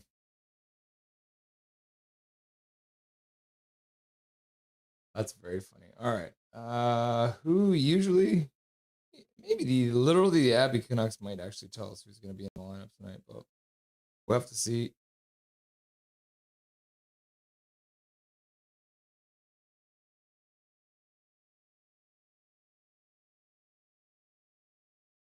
All right, plays back underway. Chicago controls after they've failed power play.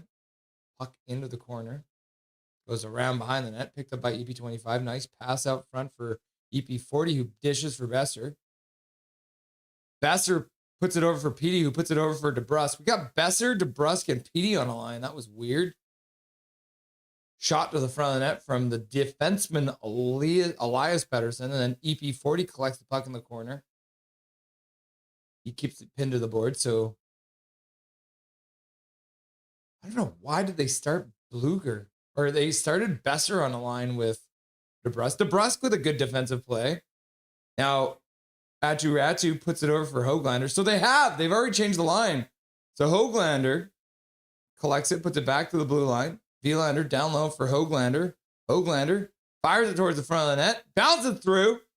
Canucks can't collect it, but kept in there from Marcus Pettersson. And the referee blows the whistle. Oh, the net's been knocked off. All right. I was like, I didn't see a penalty. The net has been knocked off, so they blow the whistle. With 1:54 left to go. UVL, one of the reasons we lost Game 7. Correct! Spirit Bear. DeBrusk with poor coverage. And then he had a good play just now. Had to be a former Canuck ace, this fangirl. Yep. Morin Bertuzzi, sound familiar. Isn't that weird? Laughing and crying. You're right. I didn't think about that. Sorry, I meant about as likely as you and I going to the moon. I hate autocorrect. David Olson's out here laughing and crying. Canucks take the puck back all the way in their own zone. Now, Mancini with some space to skate. Dishes for Drew O'Connor, who then puts it towards the front of the net. The Canucks tip it just wide. Like Rossi got a tip on it. Now the Hawks move it out. Mangiapane shot to the front of the net. And Zeev Buium takes a penalty. It's probably going to be a hooking call. Oopsies. Zeev Buium taking another penalty. So the Canucks getting into penalty trouble here. Got 2-minute minor for Zeev Buium. It's going to be a hooking call, as I suspected. So the Blackhawks will go back to the power play. Another chance here. 1:30 left to go in the period.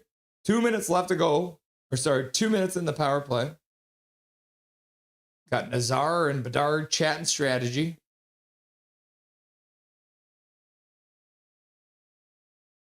Faceoff will be taken by Nazar. He wins it back to the blue line for Rinzel, who puts it down the boards. Bertuzzi in behind the net. Looks out front. Passes back up the boards for Nazar. Into the middle. Back to the blue line for Rinzel, who has a bad pass down low for Bedard, and the Canucks are able to work it out to the neutral zone. Bluger still controls there. Neil pass it all the way down the ice. Brock Besser, first one onto it. He falls in the corner, but manages to keep the puck down low. Oh, and they're actually going to call a penalty against Brock Besser. I don't think that's actually a penalty. Rinzel's not happy about it. I don't think that should be a penalty. We'll have to ask Dustin about that. I think Besser was already falling down. I don't really know if that should be a penalty. So now we'll go 4-on-4. Well, 4-on-4 for 1:29. So that'll be for the rest of this period because there's only 58 seconds left to go. Oh, they have it at 59, apparently. So the faceoff will be in the Blackhawks zone. So 4-on-4, lots of open ice. EP40 wins it, but he wins it past Vilander, who now skates back into his own zone. We got DeBrusk and EP40 out together. Vilander winds up through center, gets it over the blue line, dishes the side for EP40, who does well to take it, gets it up for DeBrusk, and DeBrusk puts it just wide of the net. They'll chop it back to the blue line. Good pass to the near side for Vilander. Puts it down low for EP40. EP40 protects the puck. Skates back to the blue line. Spins. Oh, he gets the puck down low. Good work by EP40. Now he has some space to skate. Dishes down low for Vilander. Vilander on the half boards. Only 20 seconds left. He keeps it in just at the blue line. He skates down into the corner. Spins. Canucks are getting kept to the outside right now. Now EP40 digs it out, puts it back for DeBrusk, who chops it down low. And then EP40 has to just skate out to center. And he'll pass the puck back for Tolopilo, and that'll do it. End of the period. 29 seconds left of 4-on-4. Coming up in the second period as we move into the second intermission, or the first intermission. What the hell am I on? So first intermission. 29 seconds left of 4-on-4, like I said, and then the Canucks will get a 30-second power play, unless there's more penalties. But we will have to wait and see. Anything is possible. But you know what that means? Since it's the first intermission, that means Dustin Boydell will be here. So I'll get the old headset on so we can chat with the man, the myth, the legend, Dustin Boydell.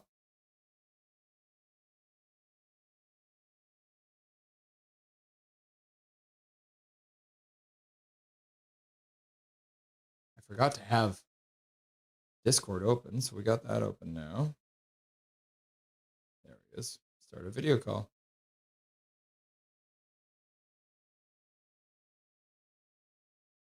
All right, we can see his face, so that's good. Make sure everything looks good on my end. Yeah, they love seeing your face. They love it a little bit too much. It's a little disturbing, you know, but yeah, your buddy's not here. Well, Dustin Boydell is probably super excited. This team's really turned things around here and had a very good defensive period there. So here to talk about it, it's Dustin Boydell. What's up, my dude? Tommy radio voices? I don't know. Well, the Canucks in that first period there were great. They were flying out there. They lead the shot totals out of the gate, but now giving up a couple bad plays there. Chicago's evening it up. No, it's nice to see a couple of younger guys getting moved up the lineup a bit. Still would like to not see DeBrusk on Petey's line. Yes, he got a goal tipping one in, but then 5-on-5. the 5-on-5, Dustin. Yes. Right place, right time. Yep. But then just in our own zone, he's just so bad. He just has no clue how to help pick up a guy and just stares at the puck. He's puck watching constantly. So it's like, yeah, we're stuck with him. Yep. And we're stuck with Kane and we're stuck with these guys. I would have put Kane on the fourth line on the right wing, playing his offhand. I would have bumped Carlson up to the top line. I would have put DeBrusk on the left wing of the third line. Those are the three moves I would have made with the lineup tonight. It would have been perfect. But nothing is perfect, Dustin. Nope. Especially Adam Foote.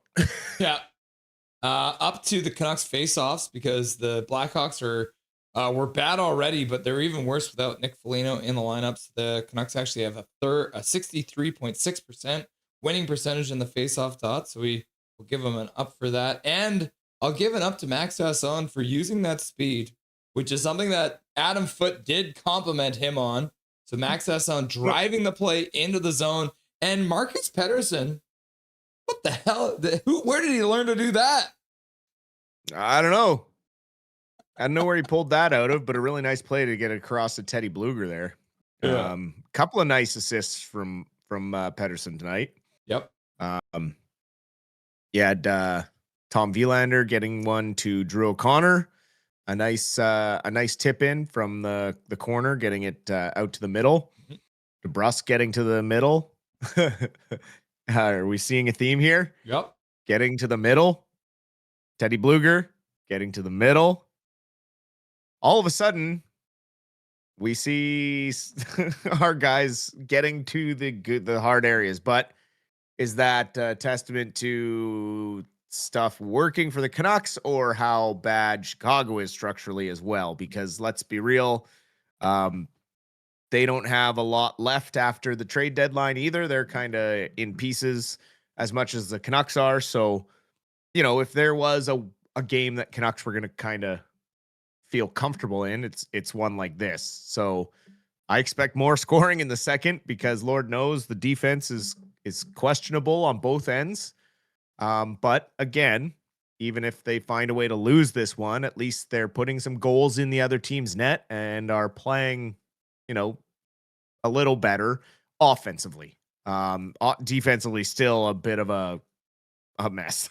Yeah. So up to the offense, down to the defense. And then, I mean, I'll just read some of the names out for you. I had to look these up. Ryan Green, Oliver Moore, Ethan Del Mastro, Wyatt Kaiser, Louis Crevier. Like, these are names I don't think I've heard before. Landon Slaggert? Yeah. Who the hell is Landon Slaggert?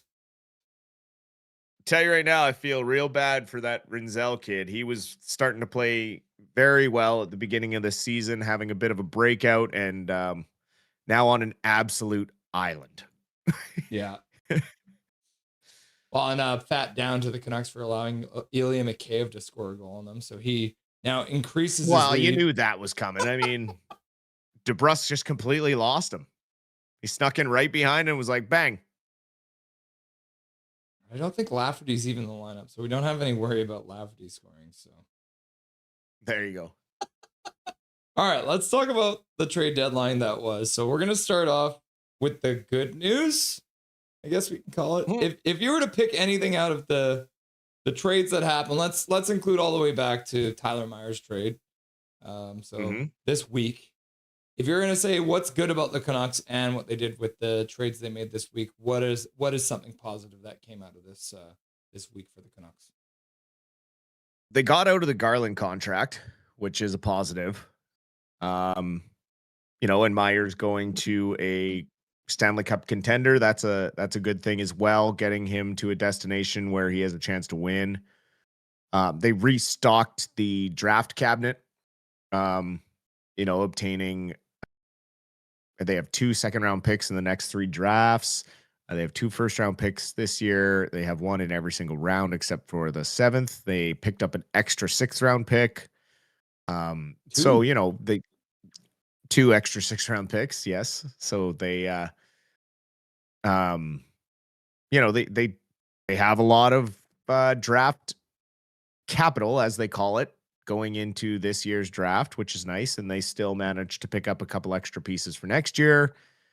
And 1 also all the way in 2028. So some decent work there, getting some draft picks. It would have been nice to find a way when you're a 32nd place team to get a first round pick off of somebody, especially when they were being thrown around like cheap candy today and yesterday. But again, no one brought one of those to Alvin's lap, so we didn't get one. Yeah, I agree with you. The good, getting some draft capital. If you add it up right now and we have a look at it, you got 2 in the first round, 2 in the second round, 1 in the third round, 1 in the fourth round, 1 in the fifth round, and 3 in the sixth round. So you got 3, 4, 5, 6, 7, 8, 9, 10. So you got 10 picks this year in the draft. And then already next year, without having made any more trades, which they could still do this summer before the draft, you got 1, 2, 3, 4, 5, 6, 7, 8, 9 next year. And then 9 the year after that, and then 8 the year after that. So you're looking at 10, 9, 9, 8 for when it comes to draft picks. So we'll give, that was one of the goals, right? At the end of the day, this management team said we want to increase our draft capital, and they have accomplished that goal. So we will give them a good for that. Now, this is where. And I guess it doesn't really count as a trade, but picking up Douglas on waivers is also a good move. I like having a bigger guy around that can actually police for the young players. We're the 3rd youngest team in the league now. You need someone out there that will scare other teams away from kind of taking liberties with your younger players and taking advantage of that by poking and prodding or maybe getting a dirty hit here or there when you have someone like Douglas on your team, who's a 6'9" beast. That is called a natural deterrent. Yes. Yeah. And the memes will be coming. Or unnatural if you want to look at a 6'9" guy that way. What are they feeding these guys? Okay, because now we have to get into the distinction. We're going to talk about the bad. We'll talk about the ugly in a minute, but can you talk about the bad, Dustin? What would you describe as bad for the Canucks this week? I think bad is not capitalizing on value. There's a tendency to overvalue certain assets and then undervalue other ones for whatever reason.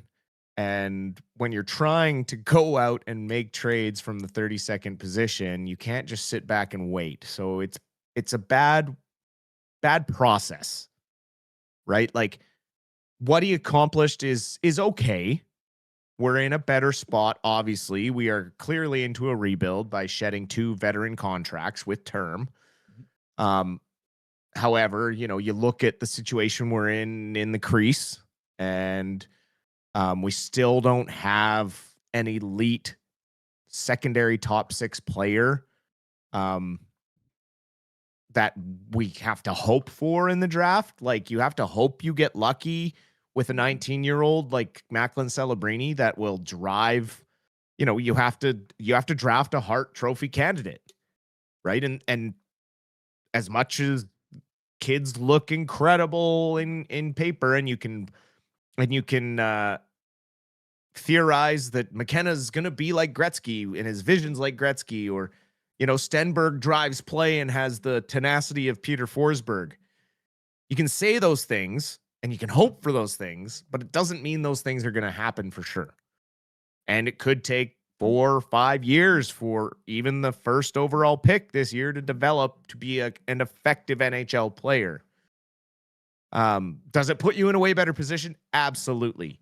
But every draft pick is a question mark. We always go back to the year the Sedins were drafted. Who was drafted ahead of them? Patrick Steffen, who had a pretty short career and a very bad career.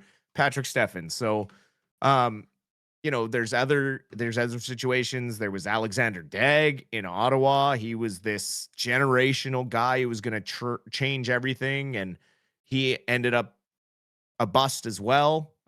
So there are, Nail Yakupov in Edmonton, recent history, right? Fail for Nail. Everyone thought he was going to be the guy that got them over the hump. The next first pick that was going to get them there. And they're still sitting waiting for a cup in Edmonton due to things like that not working out, and also poor decisions made by general managers. And so, that kind of leads us into the ugly. Obviously, being unable to shed Evander Kane and Teddy Bluger, and free up space for more young players to come into this lineup is an ugly, ugly failure. I find it extremely hard to believe that you got an offer for David Kampf and nothing for Teddy Bluger. And this is where I talk about the bad process.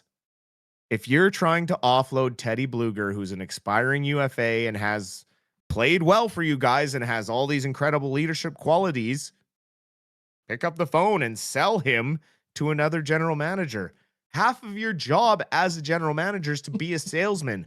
He's so busy selling the team to the public and the fans, he can't even sell his own players properly to other general managers. And that's extremely frustrating, because this narrative that he has of, the market was not very busy, and we all have eyes. We see how many trades happened over the last 48 hours. He talks about the Eastern Conference not making a lot of moves, and he's right. There was very minimal moves in the Eastern Conference by people buying. Everyone in the East was selling, and they sold a lot of guys into the West. And so that takes away from you. But 3 months ago, you declared a fire sale. So 3 months ago, you should have been hammering the phones, not just like, yeah, these guys are available. Here's our price. Popcorn, get your popcorn. That's not how it works. When you're a GM in the NHL, you have two jobs, and one of them is selling your players when their time is up in your organization. And to have to get the agent involved in another trade, we heard with Garland, like, I understand it because there's term and a no trade clause, so you need the team that he's going to be comfortable taking that on. But have we ever heard any other team saying, oh, the agent stepped in to facilitate this trade? So, Dustin, I think I have a theory on that and why they've had so many agents involved, because it's clear that this league thinks that our management team is a joke, and they have every right to believe that. And I think that part of the reason we get all these agents involved in this process to facilitate trades is because they're trying to get back in the good books with all these players that they sign to extensions and then suddenly trade. So you'll hear it from a lot of the players that have already been traded that they wanted to make sure that they were being taken care of. Hughes said it. They made sure I was taken care of. They didn't have to. They made sure that he was taken care of, right? So he didn't even have a no trade clause. Exactly. They just treated him like he did. Right. But that's the thing, is I think that's one of the major reasons why these guys are getting involved, because the Canucks want to make sure that they're getting in the good books for these agents to be like, listen, we're not that big of dick bags, even though, I'm not saying that it doesn't happen elsewhere. Right. I'm sure it does. But the way it's publicized so much here about, the agent had to do this and that and the other thing, for certain trades, it makes sense. Like the Garland trade. Right? When you have somebody that you signed to a long-term deal that hasn't even kicked in yet, and it's like, well, we negotiated this like last summer. What are you guys doing?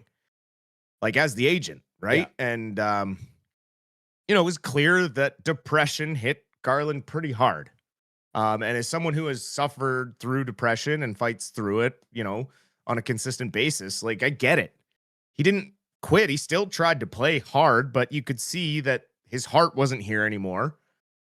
He signed here, thinking that his best friend was going to be here long term, and that changed.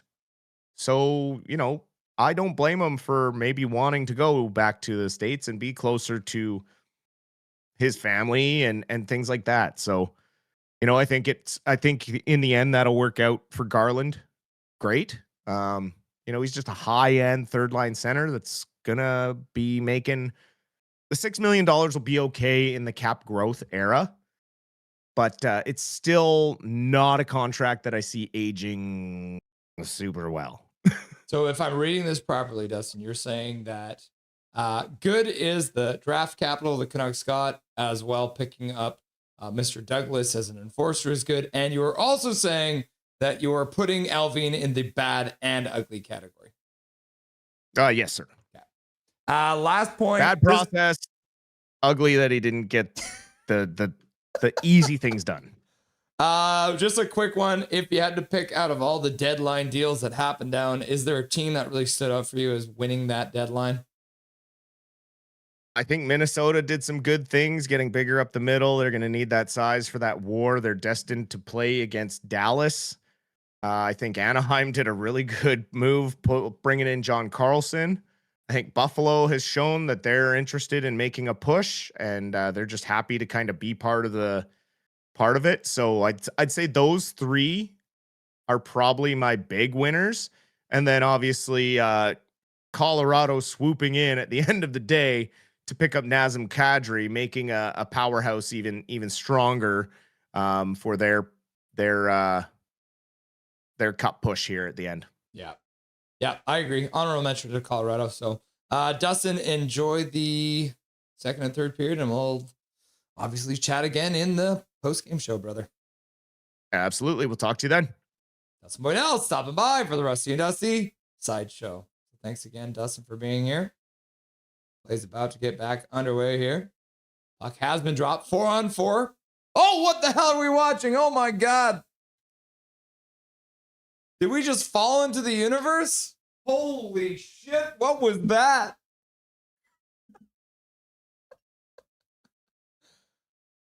Okay, the 4-on-4 is almost already over after we slipped into... Oh my God, the Blackhawks come in 4-on-4. Put the puck over the net as Connor Bedard with some fancy moves. Now the Canucks move on to the power play. What was that? What were we just viewing there? So power play for the Canucks now for 20 seconds. They don't have control of the puck right now. So that's probably not going to work.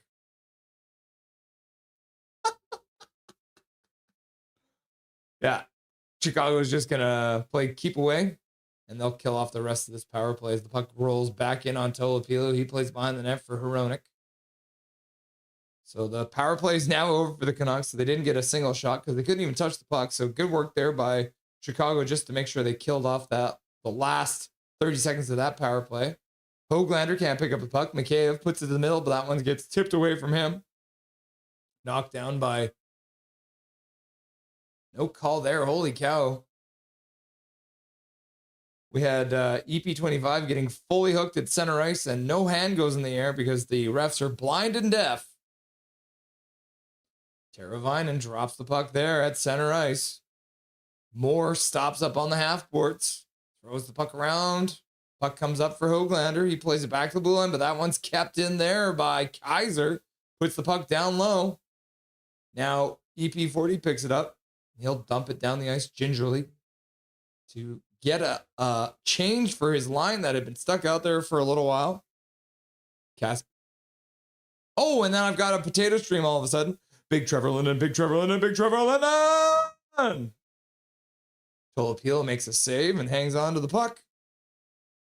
Oh, and now the boys gather for a chat. And the defenseman will come in and join this roughhousing. So the faceoff will come outside the blue line. Hronek into it good there. Bouillon grabbing his man. Slaggert there. Connor Bedard with a nice dash in with the best chance so far of this second period. And then just puts it over the bar. Ayya!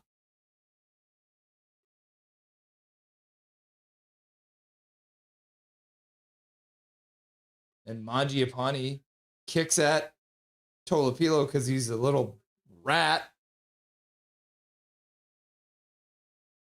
Yeah. Mangiapane getting a good rough ride from Hronek. The faceoff should come outside. What a surprise, Mangiapane causing troubles in front of the net. Little rat. No horseplay to Swervin. That's an extremely dirty move to kick the goalie's glove like Bread Eater did there. Good on Hronek. What's Discord? Hey, can anyone tell Headspace Hockey they need to make a Discord? And then Swervin's like, no horseplay. What's Discord? I wonder if this is this gonna be 4-on-4? Yes, it's gonna be 4-on-4 again. So we get another 2 minutes of 4-on-4 here. I guess the first was a minute 30. Canucks do win the faceoff. Rossi winning it. Puck back into the Canucks zone. Brock Besser drops it as well for Rossi, who dashes over the blue line. Gets the puck deep. Skates onto it himself. Puts it back to the blue line for Marcus Pettersson. Marcus Pettersson with a shot. Blocker save there from Soderblom. Swervin's apparently dead now.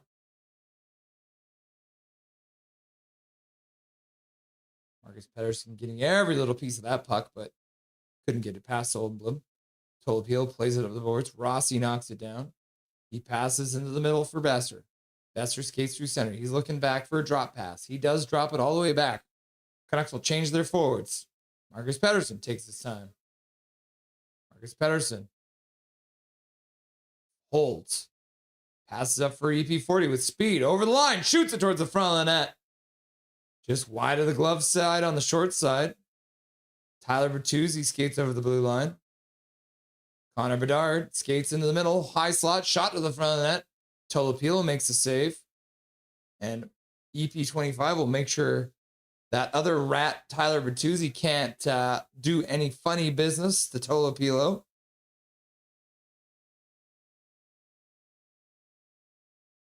Good work there by Bedard. Shot to the front of the net. Tolopilo up to the task on another shot from Connor Bedard, who only has one goal against his hometown team. 52 seconds left to go, a 4-on-4. Good chance at one side by EP40 and a good chance by Connor Bedard at the other. EP25 dishes behind his net for Bouillon, who now drops for EP25. EP25 up for Rossi. Oh no, it was Ogren. Puts it down low. Pedersen comes in, disrupts the play, but can't gather the puck in. Kaiser puts it across for Rinzel. Ogren chases his man down. Rinzel stops behind his net. He'll pass out to the blue line. Bedard now with speed over the blue line. Waits, puts it back for Rinzel. Rinzel puts it down low for a backdoor play for Bertuzzi.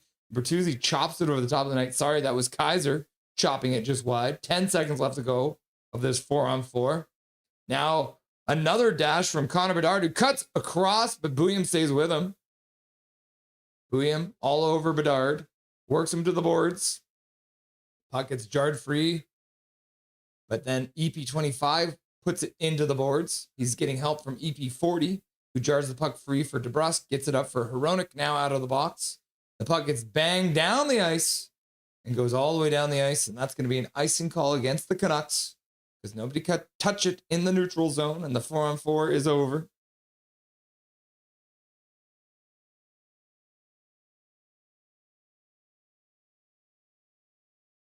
Getzlav Canucks jersey. What? Milan Hajduk Canucks jersey? What are we talking about here?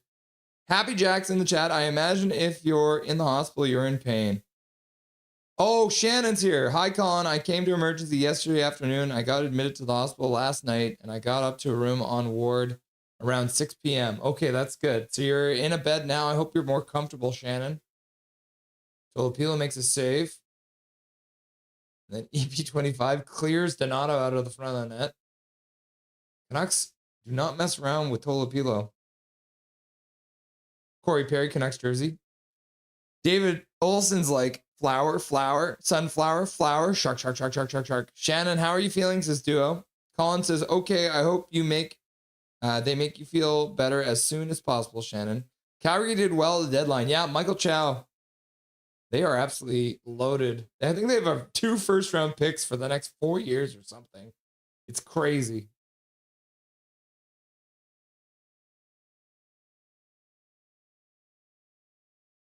Okay, it's the next 3 years. Calgary has 2 first-round picks the next 3 years. They got 4 second-round picks this year. So yeah, Craig Conroy doing well to restock the cupboards there. Puck all the way down the ice. The Canucks have iced the puck once again. Learn the rules! Nordique Sakic. Taves Canucks jersey or Duncan Keith Canucks jersey. Another quiet deadline. Puck. Calgary did awesome on trade day. I have a really bad cough and wheezing lots. Coughing lots. It's not safe when I'm having trouble breathing and wheezing. Yes. Breathing is a necessity. So if you're having a hard time doing it, I hope they can find something to make you feel better. Kane comes in. He's in the corner. O'Connor's there too, but the Blackhawks will make a couple little short passes and Bedard skates through center. Gets over the blue line, dishes. Now it goes all the way to the far side. Shot to the front of the net. And a down low play to the back door on Bedard. And Bedard, again, putting it just wide of the net. And it deflects out of play. Oh, my goodness gracious. Oh, good stick there from Teddy Bluger. The Blugie man getting back to get that puck out of the way. So Connor Bedard could not finish that. So Bedard doesn't put it wide. He doesn't even get the puck. He doesn't even get the puck.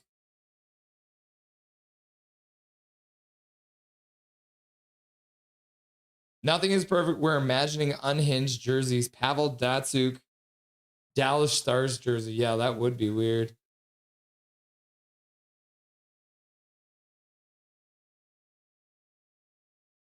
Carlson accidentally puts the puck deep. He skates in to grab it. Oh, and then Del Mastro takes a penalty on Carlson. Puck bounces off the end boards, pops out front. Chicago will take another penalty. 14-14 left to go in the second period of play. Canucks will go to a power play, which will be a full one rather than their last one. So Carlson does a good job to draw that one. And Del Mastro gets a penalty for holding. He's not going to like that call, but it is what it is. The referees are blind to death. Yes, Fangirl and Shannon's friend Lori is checking on Charlie. That's good. Hope you feel better, Shun, says Duolingo. I'm blind, I'm deaf, I want to be a ref. All right, Canucks win the draw.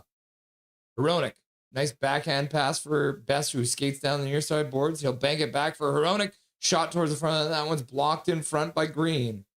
EP40 recovers, puts it behind the net for Rossi. Rossi back for EP40. DeBrusk in the bumper, puts EP40 puts it down for Rossi. Back to the blue line. Hronek fans on it, and the puck comes free. A bouncing puck ends up on EP40's stick, and he chops at that rolling puck, but couldn't get it on net. Tolopilo comes out, plays it all the way up for Besser. Besser gets it into the blue line, but then loses it. Hronek recovers it. EP40 plays it down for Rossi. Rossi chops it into the corner, but it's picked up there by Vlasic. DeBrusk with a jarring hit and gets the puck free.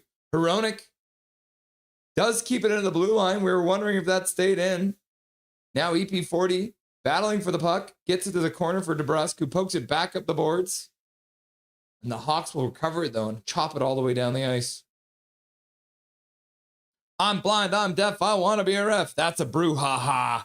Yeah, 100%. I thought it said something else behind foot.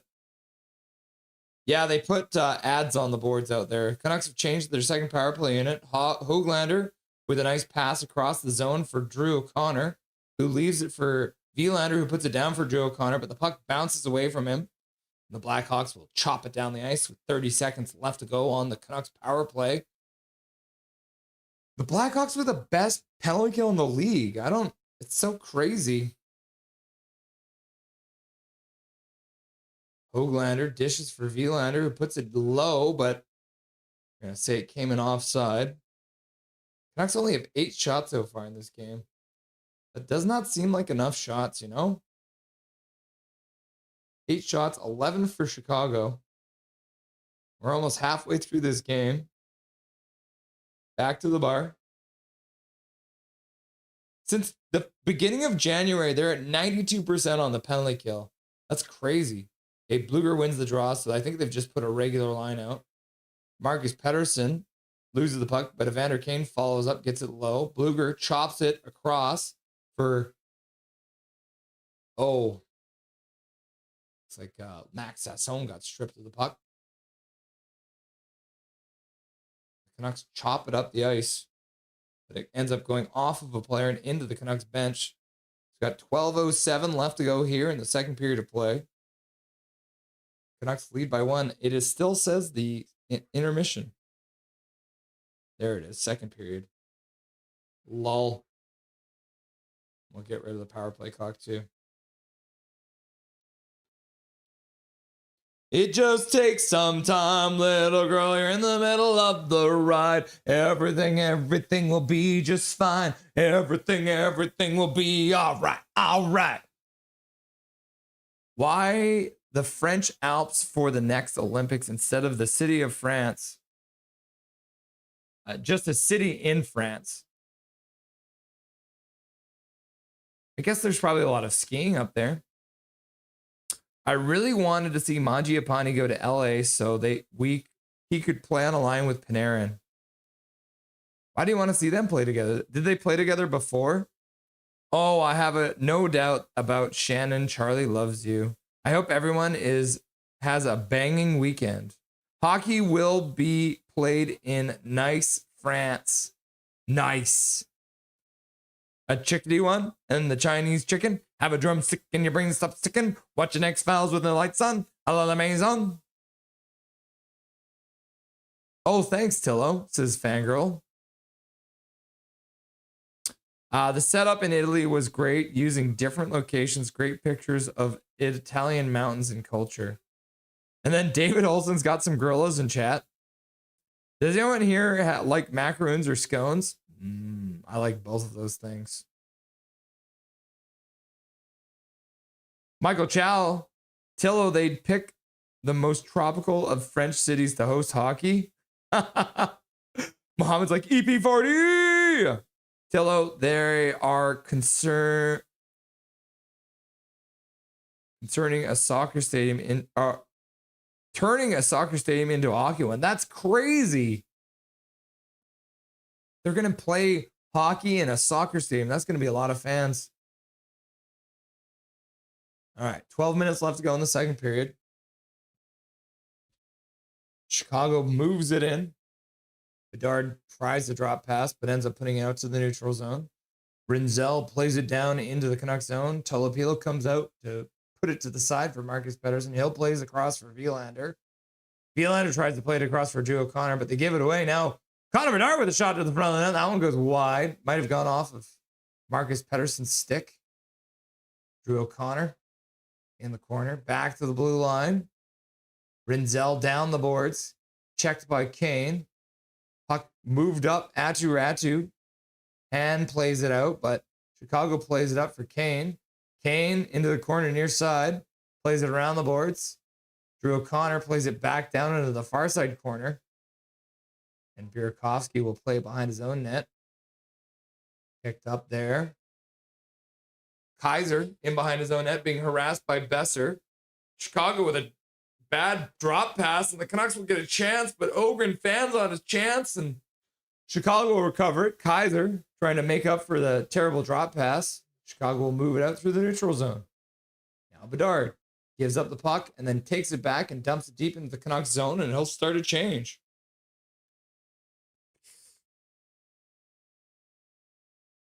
I wish the goalies took penalties. They would go to the box and the back would come in and play until the penalty is over. They can only change with the whistle is blown. Laugh out loud. Tolopilo makes a save as Oliver Moore crashes the net. McCabe with another shot to the front of the net. Jimmy World, Crown King, Theory of a Dead Man, Swollen Members, Papa Roach was the lineup. What's up, Muhammad, says Duolingo. Yep. No way, Swollen Members, OG Canada rap. Yep. It was way better than Vancouver, in my opinion. Michael Chow, Calvin 99 Charlie, or better yet, a player would have to fill the goalie for the penalty. It's not a bad idea, eh?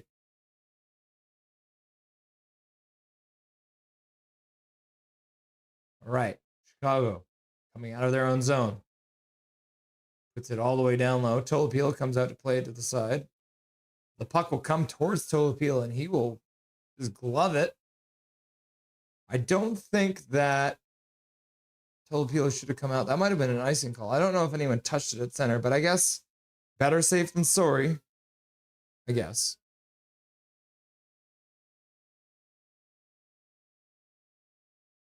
Trying to see. So the Abbey game should be getting underway pretty quick here. Let's see. So, oh my God. The Abbey Canucks are going to be playing tonight with 10 forwards, and one of them is a defenseman. Christian Felton is a defenseman. Oh, Vilander taking a penalty. Looks like he got a high stick up on Donato. Donato checking for damage. Vilander talking to himself. But yes, guys, this is not a good look. So the new guy, Thompson, gets into the lineup. Kudratsev is back in the lineup as well. So the right-hand side looks fine. The left-hand side is fine, I guess, too. But the forwards, man. Abbey Canucks are going to be playing tonight's game with 10 players playing forward, and one of them is a defenseman. Christian Felton is a defenseman. That is going to be tough, guys. All right. So is it a 2-minute penalty or a 4-minute penalty? It's just going to be a 2-minute penalty.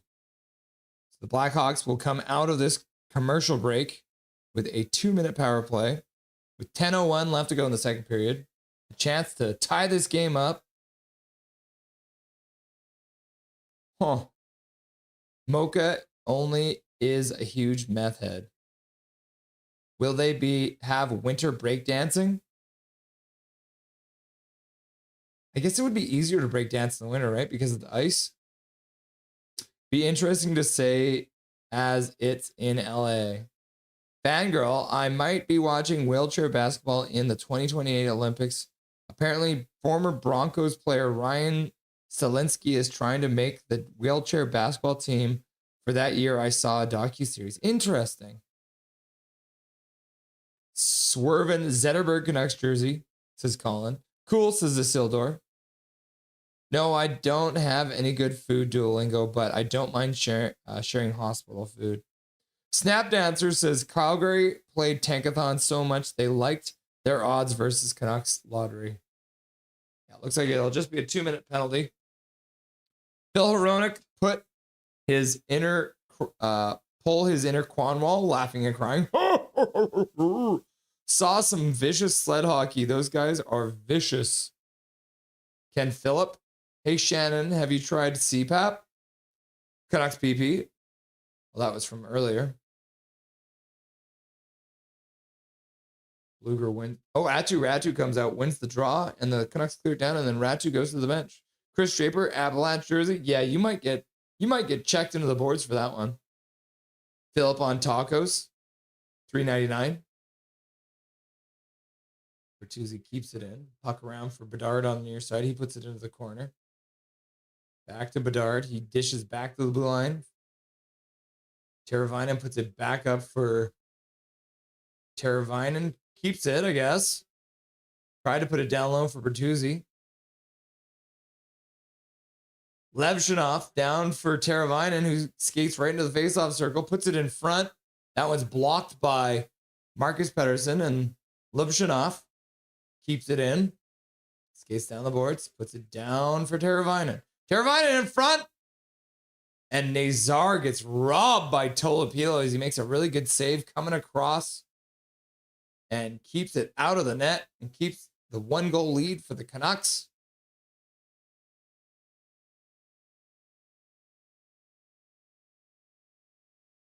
Yeah, Frank Nazar getting a nice pass from Teravainen, but Tolopilo making a save through his screen as Bertuzzi was standing right on the top of the crease. Yeah, sometimes you're just in the right spot at the right time. EP25 manages to clear it out past the blue line with a weak backhand, but gets the job done either way. Mohamed's like, let's go Canucks! Ooh, a nice bounce comes right to Brock Besser. Now he has Adjirachu streaking in. Brock Besser will not make the pass. Adjirachu will go to the bench after winning the draw, and the Canucks will slap it back down the ice. DeBrusk moves in.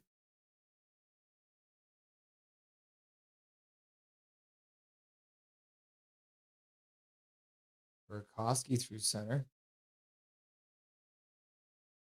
Puts it into the middle. Shot to the front of that. Tolopilo makes a save. Rebound is cleared to the side. Marcus Pettersson spins in the corner. Looks like Chicago's about to get a penalty. So the Canucks are going to want to kill some time off of this. So they pull the goalie. EP25 didn't get the memo.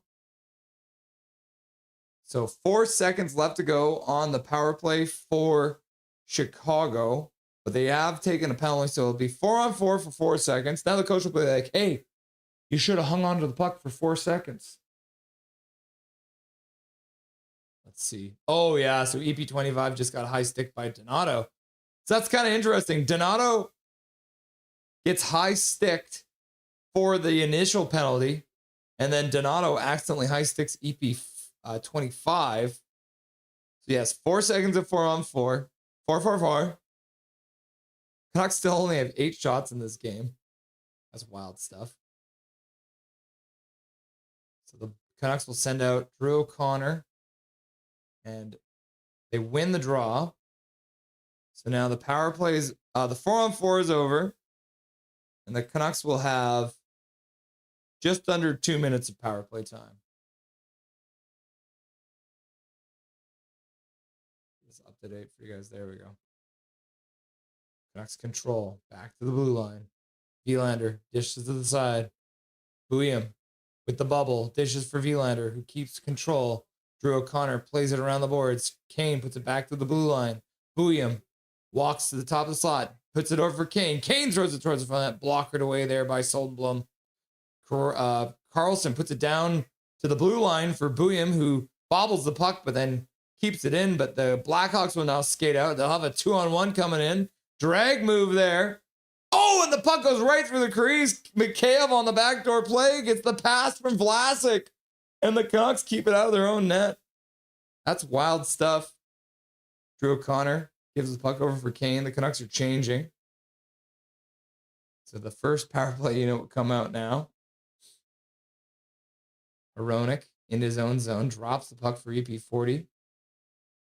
EP40 gives it for Besser, who dishes at the blue line for Rossi, who pokes it down low for Besser, who puts it around the boards, and DeBrusque leaves it for EP40, who puts it back to the blue line. Hronek can't handle the pass, and the puck will go all the way down the ice. Hronek picks it up in his own zone. Now Hronek gets it deep, but loses it. And then Kaiser in the corner. He'll just pin it to the boards. DeBrusque can't dig it out. The Hawks will clear it out. Now Hronek will play the puck back for Besser. Only 8 seconds left to go on this power play. So that'll pretty much do it. So this very effective penalty kill. EP40 brings it into the corner, tries to kick it free for Besser. Rossi and Besser are on there with EP40. Back to the blue line. Elias Pettersson skates back to the blue line, and then he gets checked there. Puck will dribble free for Marcus Pettersson. Marco Rossi then fumbles the puck and puts it off of Vilander.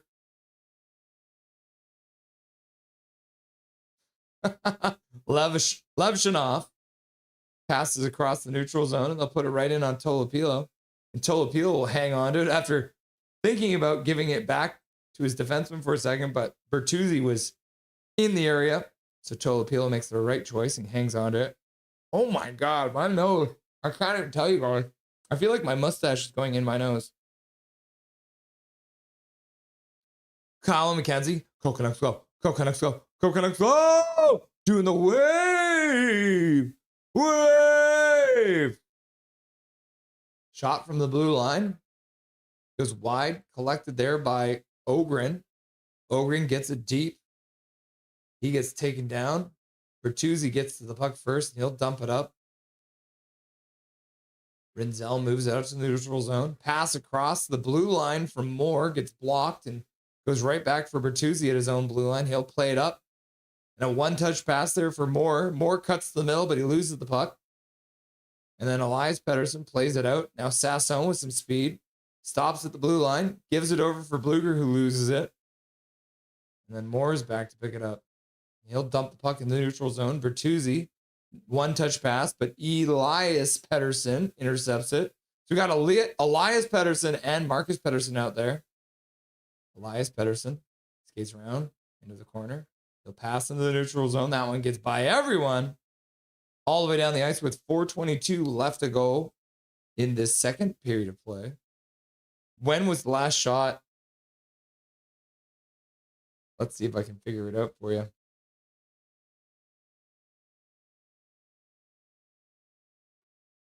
Evander Kane got a shot at the 7:20 mark. But it's been 3 minutes since they had a shot. But that was, and before that,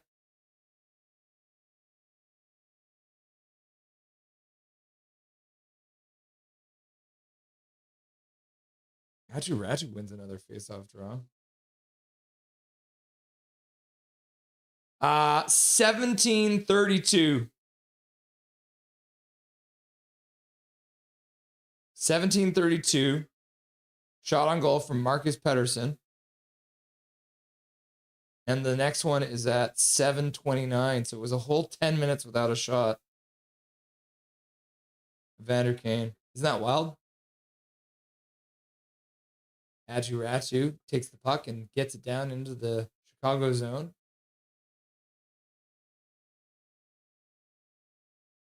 Höglander tries to put it in the middle, but that one gets intercepted. Now the Blackhawks come in. Bedard falls. Puts the puck across the top of the crease. The fans want to call, even though Bedard just fell.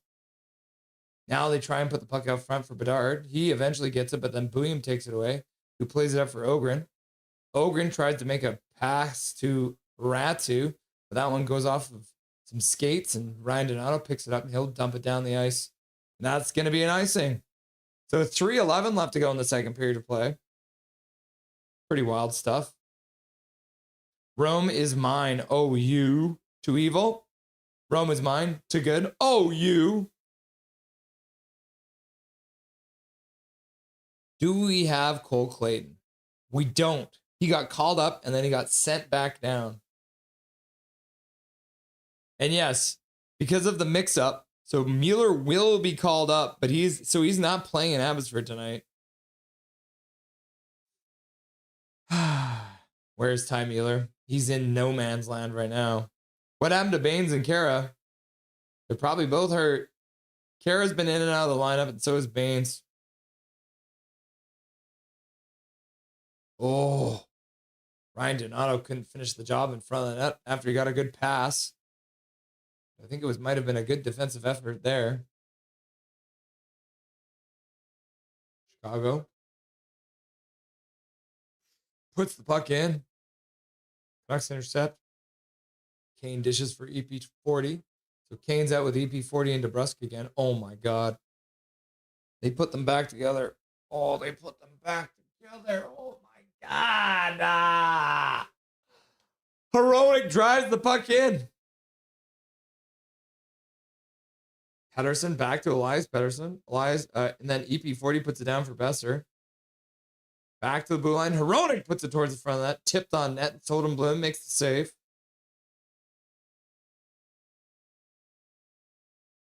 Looks like now the Canucks are up to 10 shots. Puck blocked by Ogren. Now EP25 gets the puck and he'll get to center and dumps it in. Rossi moves in on the forecheck. Besser does a good job to get the puck away from his check. Then Rossi can't collect it. And the Chicago Blackhawks get out of center. But then Rossi gets it back. He takes a couple of serpentine moves and puts it over Besser. Besser puts it towards the front of the net. Vilander comes crashing in. Looked like he was totally out of control. Vilander plays it behind the net for Rossi. Puts it over for Besser. Besser back to the blue line. And then Sassone, who was covering for Vilander, gets a shot, but that one's blocked. Now back to Vilander, who's back on the blue line. Shot to the front of the net. That one hit Donato in front. He goes down. The play continues. And the Blackhawks bring it in, but they lose the puck. The puck comes around off the boards, and Sassone will skate as hard as he can to get back in time. Not enough for ice, and good work there by Sassone to collect it. He puts the puck down low. Linus Karlsson plays it around for Bluger. Tries to play it to the middle, but that one gets blocked. Now the Hawks move it up. Eli Mikheyev moves in, gets to the puck in the near side corner, back to the blue line. Shot to the front of the net, and Chicago scores! Tag, baby, tag! It looks like it was old Frank Nazar getting a goal just before the end of this second period of play. 42.6 seconds left to go in the Chicago Blackhawks after pretty much carrying the play here. But good work starting from Eli Mikheyev, pass back to the blue line. Shot from there, and it's tipped on net. Who's the defenseman?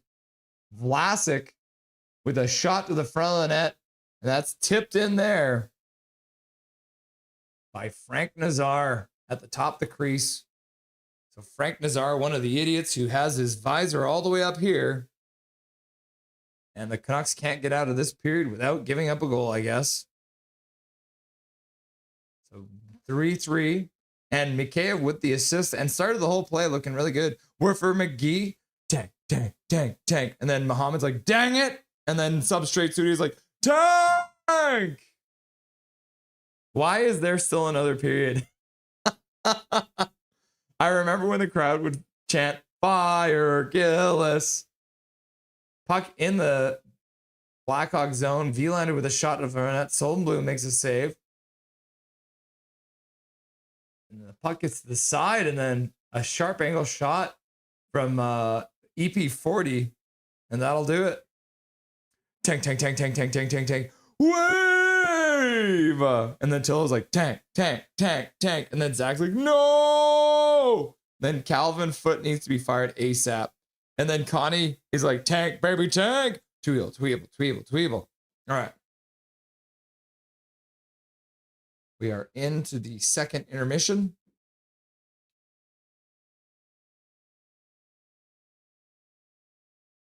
is, I guess, a good thing, right?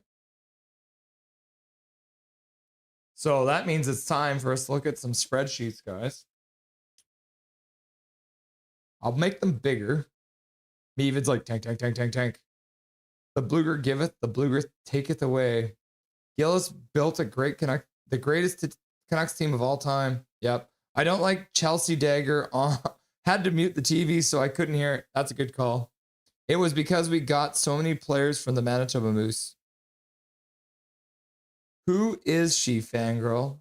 Nothing. Nobody else catch Megadeth on Canadian tour.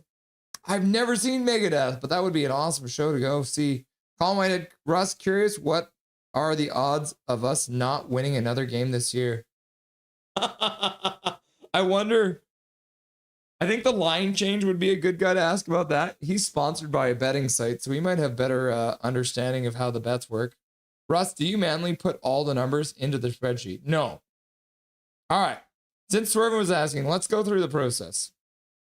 I manually copy and paste the game sheets. So let's talk about how we make the game sheet briefly for Swervin, and then we'll get into the numbers. So everything starts on the NHL website, right? So on the NHL website, if you look down here, there's a bunch of different charts like game summary. They've got a bunch of stats, play by play like you saw. So I could copy and paste this into a spreadsheet too, which I might do someday. But right now, the main one I use is called the event summary. I'll change this to, let's go like this.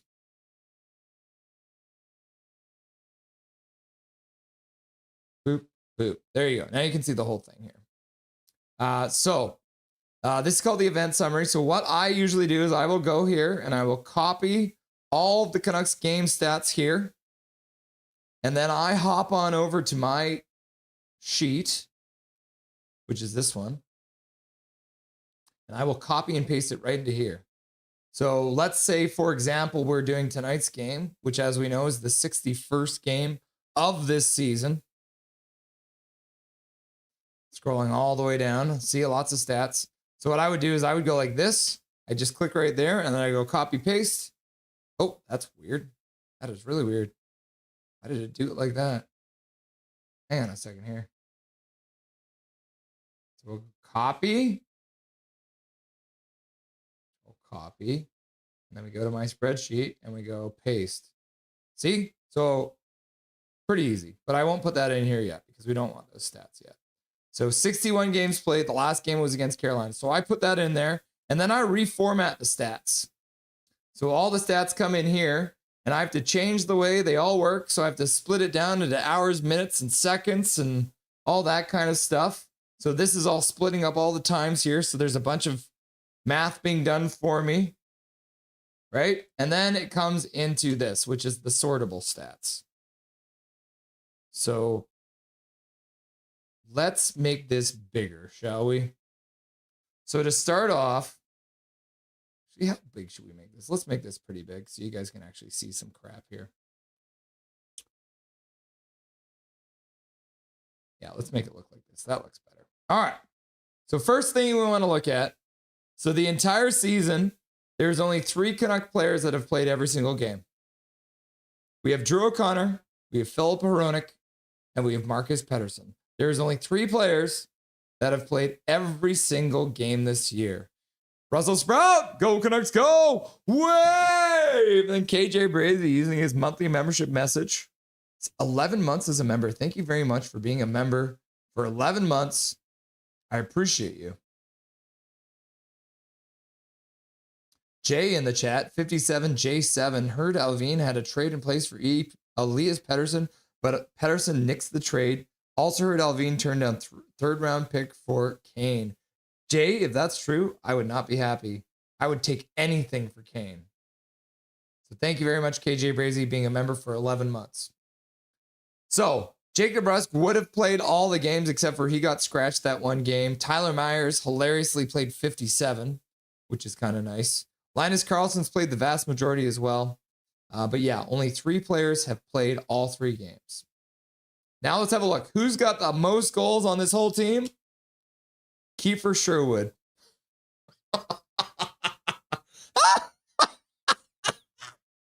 Kiefer Sherwood still leads this team in goals.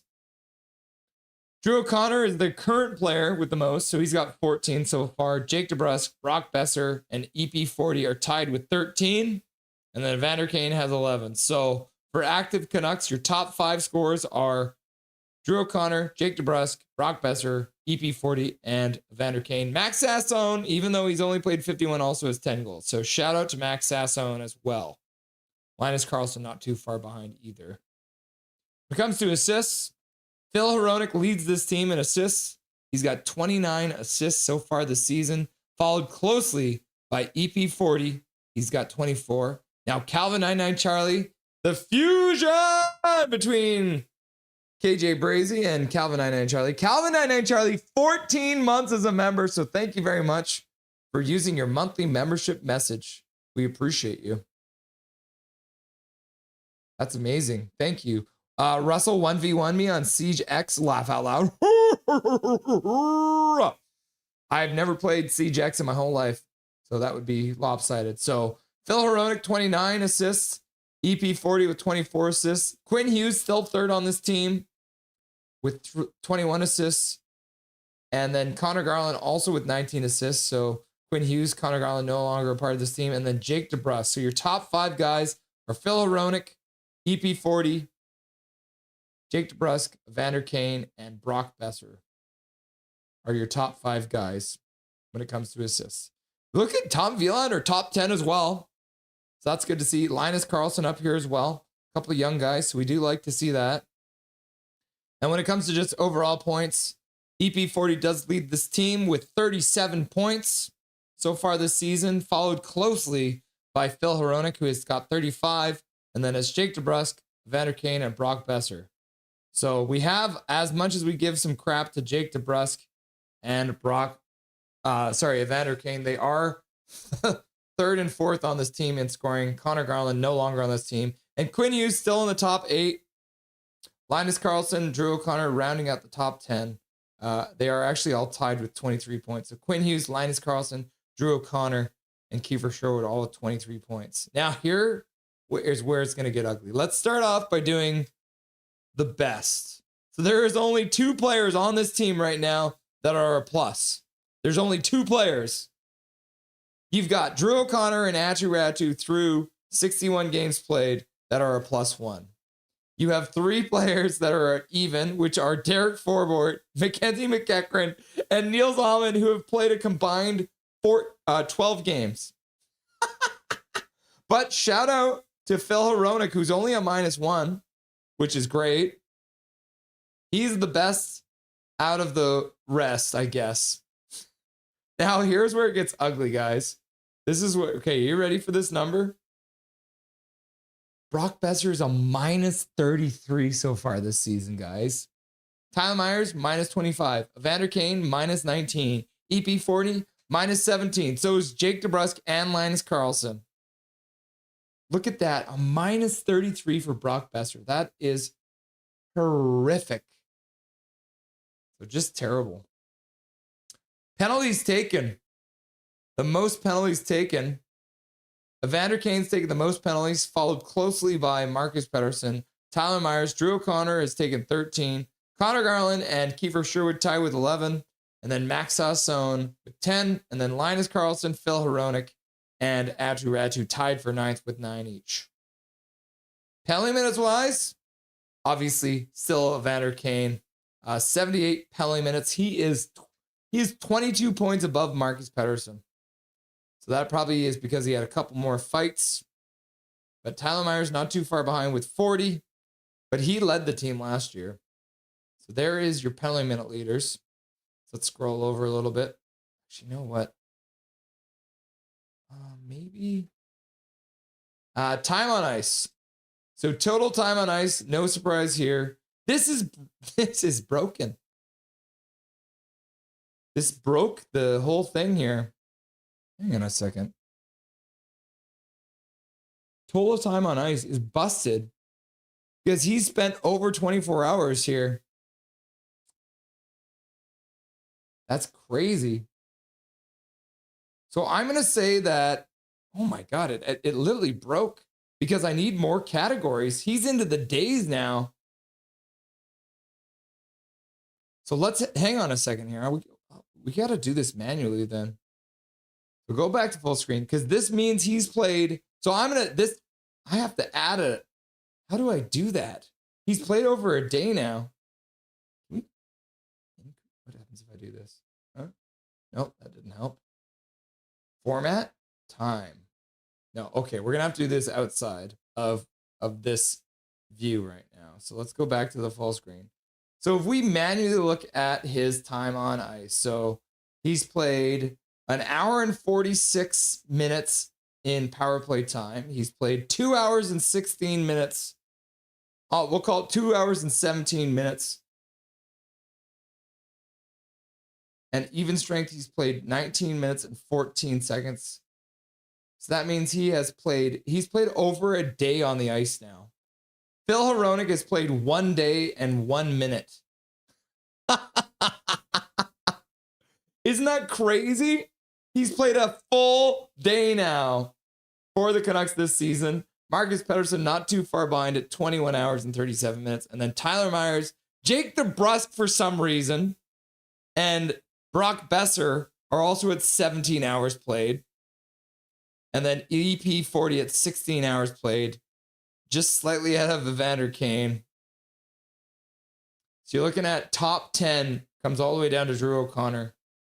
So the average time on ice is still Quinn Hughes. Quinn Hughes was averaging 26 minutes and 30 seconds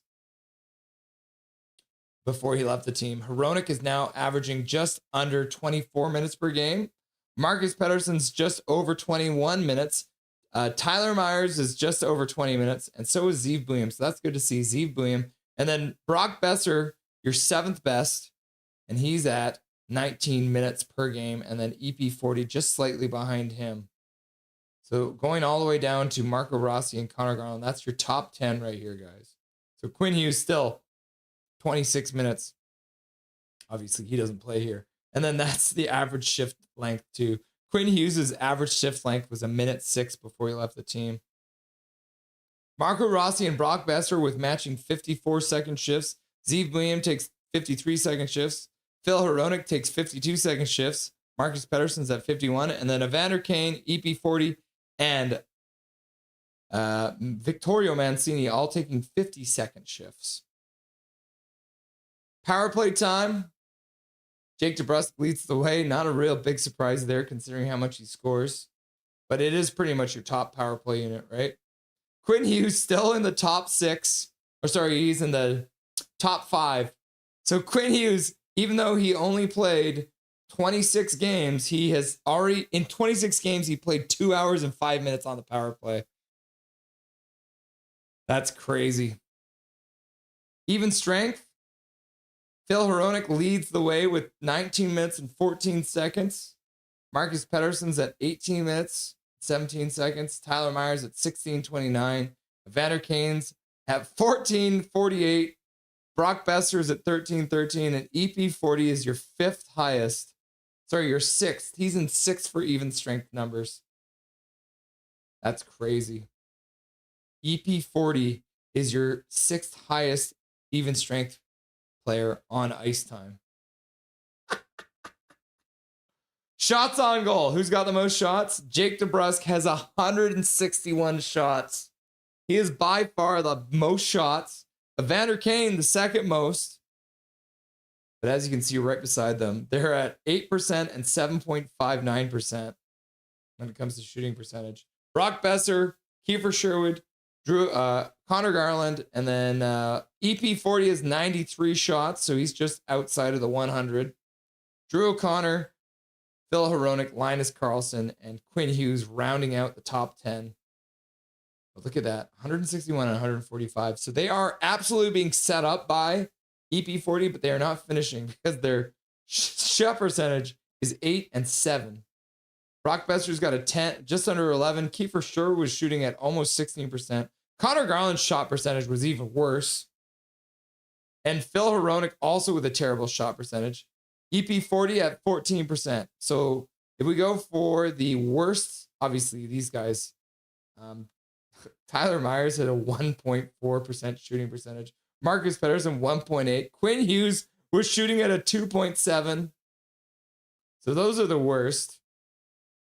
And if we look at the best, obviously Braden Coots didn't actually score, so he's got a non-applicable. But Max Sassone, Teddy Bluger, Jonathan Lekermacki, Mackenzie McEachran, Drew O'Connor, Kiefer Sherwood.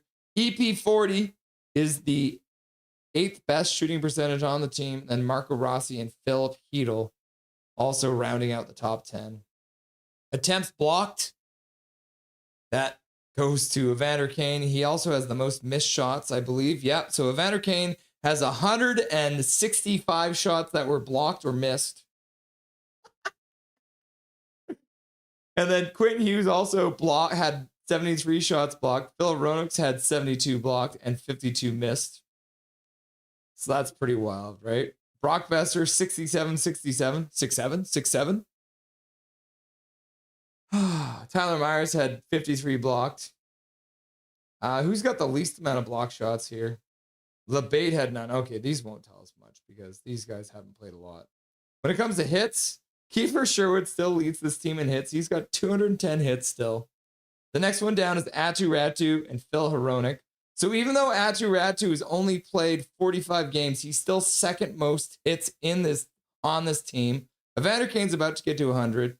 And then DPD at 92. Linus Carlson has 67. Tyler Myers had 65. Marcus Pettersson had 55. Jake DeBrusk had 52.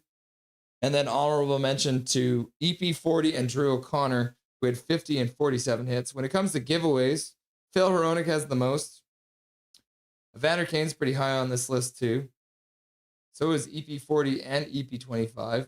Takeaways, Hronek takes the puck away. And then so you got your top two guys, Phil Hronek and Elias Pettersson, with the best takeaways on this team.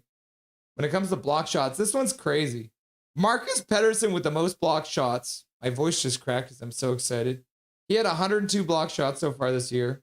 Elias frickin' Pettersson, EP40 with 91 block shots so far this year.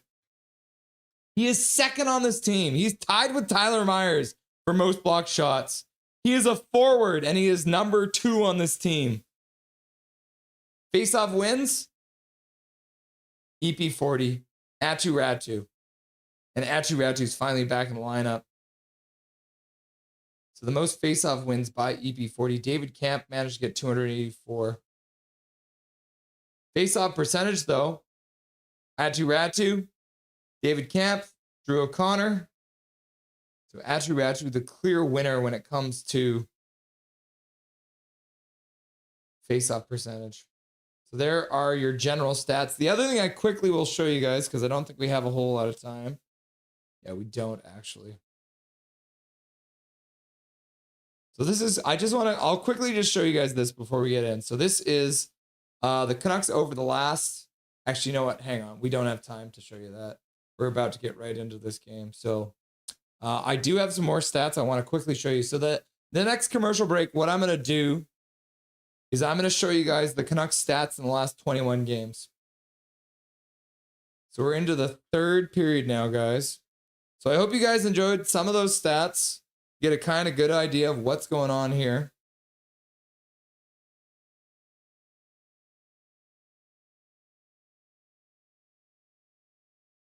Russ needs to be put in timeout for doing 6-7. Yeah, not even the kids aren't even doing 6-7 anymore, right? Kane is going to be hard to get rid of. No other team wants him. Well, the thing is, Shannon, is we can get rid of him just by not re-signing him. But if the Canucks re-sign Kane, I will lose my mind. That sounds terrible, HMS. Gary Wiseman in the chat. What's up? Live long and prosper, my dude. Welcome. Puck flip deep into the Chicago Blackhawks zone. Just out. So 3-3 draw right now. Third period of play. Blackhawks skate out from behind their own net. Donato falls and gives the puck away. Höglander loses the puck right at the Chicago blue line. Now he takes it back. Good work there to recover it. Now he puts it down low. DeBrusk tries to put it up front. goes right through the crease behind EP40. Nylander keeps it in, puts it down for Höglander. He puts it up. Oh, and then a one-timer attempt there from Marcus Pettersson is a fail. It's a high stick on Vlasic, I think. So Vlasic takes a penalty. Canucks will go to the power play once again as it looks like a high stick on Marcus Pettersson from Vlasic. So another power play early here. Yeah, so guys, remind me, as soon as we get into the next commercial break, I just want to quickly show you this a couple quick stats from the last 21 games.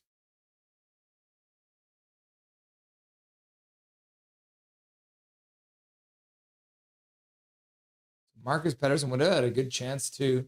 EP40 wins the draw. Hronek dishes at the side for Besser, who puts it back for Hronek on the blue line. Down low for Petey. Petey turns and then banks it back to Hronek. Puts it over for Besser. Besser into the bumper spot for DeBrusque with all the space in the world. And EP40 gets a shot on it. That was blocked. Oh my God, what a play there in front. For the Chicago Blackhawks, the Kaiser playing goaltender blocks that shot towards the front of the net. Oh my goodness. DeBrusque with so much time and he decides not to shoot it. Passes for Petey. Petey takes a shot and on the goal line gets blocked there. Now Hronek mishandles that puck on the blue line. Oh my God. There was almost a breakaway because Hronek was just like, I don't want this puck right on the blue line for the Blackhawks. Chicago will control. Teravainen with a shot towards Tolopilo. He kicks it away. Glove down there. Rossi puts it down low. Puck across to the front of the net and batted in. What a play! As the Canucks score, Brock Besser batting it out of the air. The Vancouver Canucks have regained the lead. 4-3, the lead for the Vancouver Canucks. Pass across the top of the crease and Brock Besser bats it out of the air. My goodness gracious. Out of nowhere. So Linus Karlsson with a pass deflected off Soldenblum. And Soldenblum deflects it right towards Besser. So Rossi with a good play down low for Linus. Linus puts it across. Soldenblum gets a stick on it, but puts it in the air, and Brock Besser bats it right out of the air. And the Canucks have taken the lead on the power play. So this very good Blackhawk penalty kill fails to kill off that high sticking call. And the Canucks take the lead on a Brock Besser goal. You love to see it. Is that his second goal of the game? No. So we have 4 goals for the Canucks, which is unheard of. And all 4 goals have been from separate players.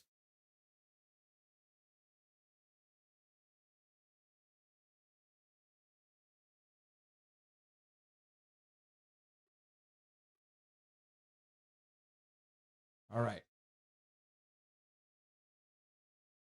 Burakovsky across.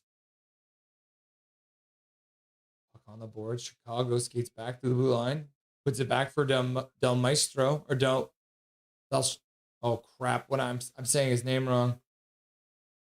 Del Mastro, and a shot to the front of that. Tolopilo makes a save. Canucks will clear it out to the neutral zone.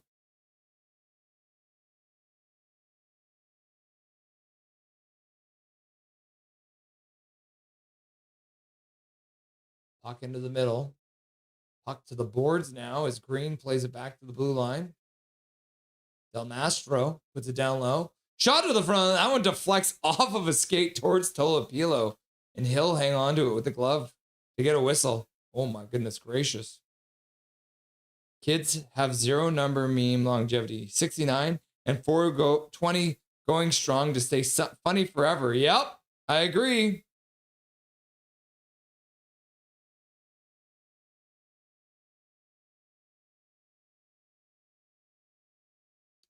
The toe of Tolopilo makes a save, says Shorty. Fangirl's like, go, go, go, go, go, go. Humongous is like, go, go, go, go, go. Duolingo says, my favorite Canuck error was Bertuzzi, Naslin, not even Sedin. And they showed up at the end of it. Bedard gets waved out of the draw. Calm's like, go, go, go, go, go, go. Duolingo's like, go. Canucks win the draw. Puck flipped into the neutral zone. Rossi gets knocked down, gets back up, makes a play. Good work there by the Canucks to take it on the skate. In for Rossi, who gets to the puck. He spins behind the net. Gives it away, though, on accident, I think, to Grzelcyk. Oh, and he gives it away, and Ogren with a shot to the front of the net, and the Canucks get another chance off the rebound, and they put it off the side of the net. Grizzly gave it right away. Rossi gets a pass on the boards, puts it down low for Besser, takes it off the skate. Besser puts it into the middle. Rossi has it go off of his foot, lifts the stick, takes it back, puts it off the side of the net. Besser skates onto it, plays it up for Rossi, ends up going past EP25 at the blue line. So he'll skate back. The Canucks will start to change. The boys will take a minute, think about what they want to do next here as the forwards complete a change. Now the change is done. The blue line is out. EP25 gets to the blue line. He dumps it in. Puck comes to the near side. Deflects for Sasson, but I don't think he realized the puck was there. Now the puck back to Mancini. He keeps it in. Passes over for Bouillon. Dishes to the side. Shot goes wide of the net, off the end boards, and all the way down. So Mancini back to pick it up in his own zone. He passes up into the slot. Good work by Sasson to skate with speed over the blue line. Dumps into the corner. Skates onto it. Plays it around behind the net. Comes up for Mancini on the half boards. Mancini plays it down behind the net. Intercepted there by Crevier. And he gets it up to the blue line. And then the Chicago Blackhawks manage to get it out. 3 Chicago Blackhawks versus Drew O'Connor get it out. Tolopilo stops it behind his net. Canucks will change again. Canucks will start out over their own blue line. Höglander dumps it in from his own side of center. So with 14:11 left to go, the Canucks ice the puck. Learn the rules. Grzelcyk just gets it out front for Ogren. And he had a little bit of time. He probably should have just shot it too. Crazy. Rockstar! Rockstar! Let's go! Go, go, go, go, go, says KJ Brazy. Chinese chicken. Have a drumstick and your brain stops ticking. Watch the next Files when the light's on. Elias Pettersson wins the draw. Puck out now. Into the middle. DeBrusk skates onto it with a burst of speed. Stops in the faceoff circle.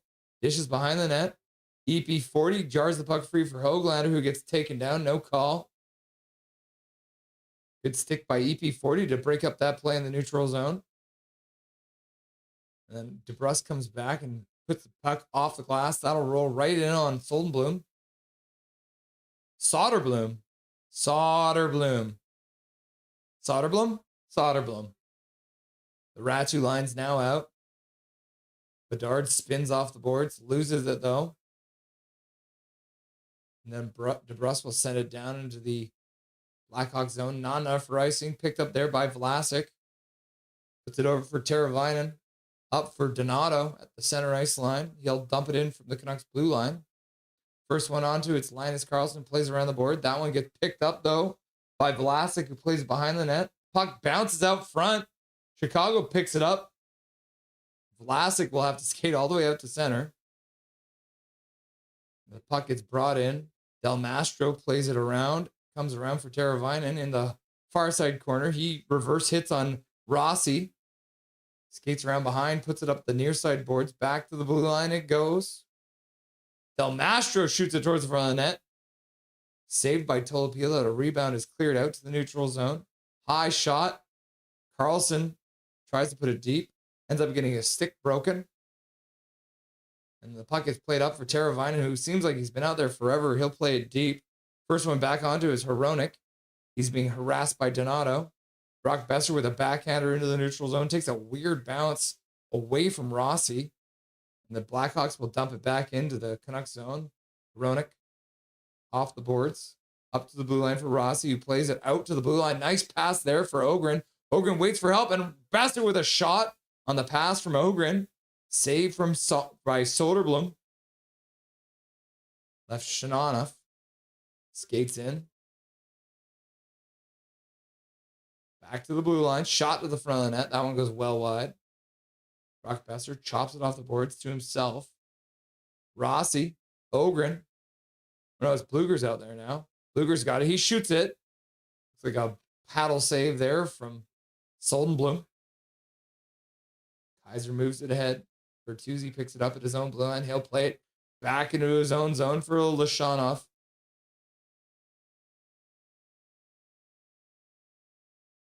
Now with some speed coming out.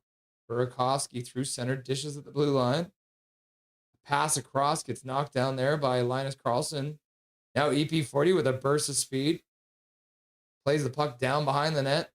Karlsson comes in to try and get it. Can't get there. Hoaglander's there now. Karlsson will go off and finish the change. Mancini takes it off the sideboards. Gives it over for EP40, who has to settle the puck.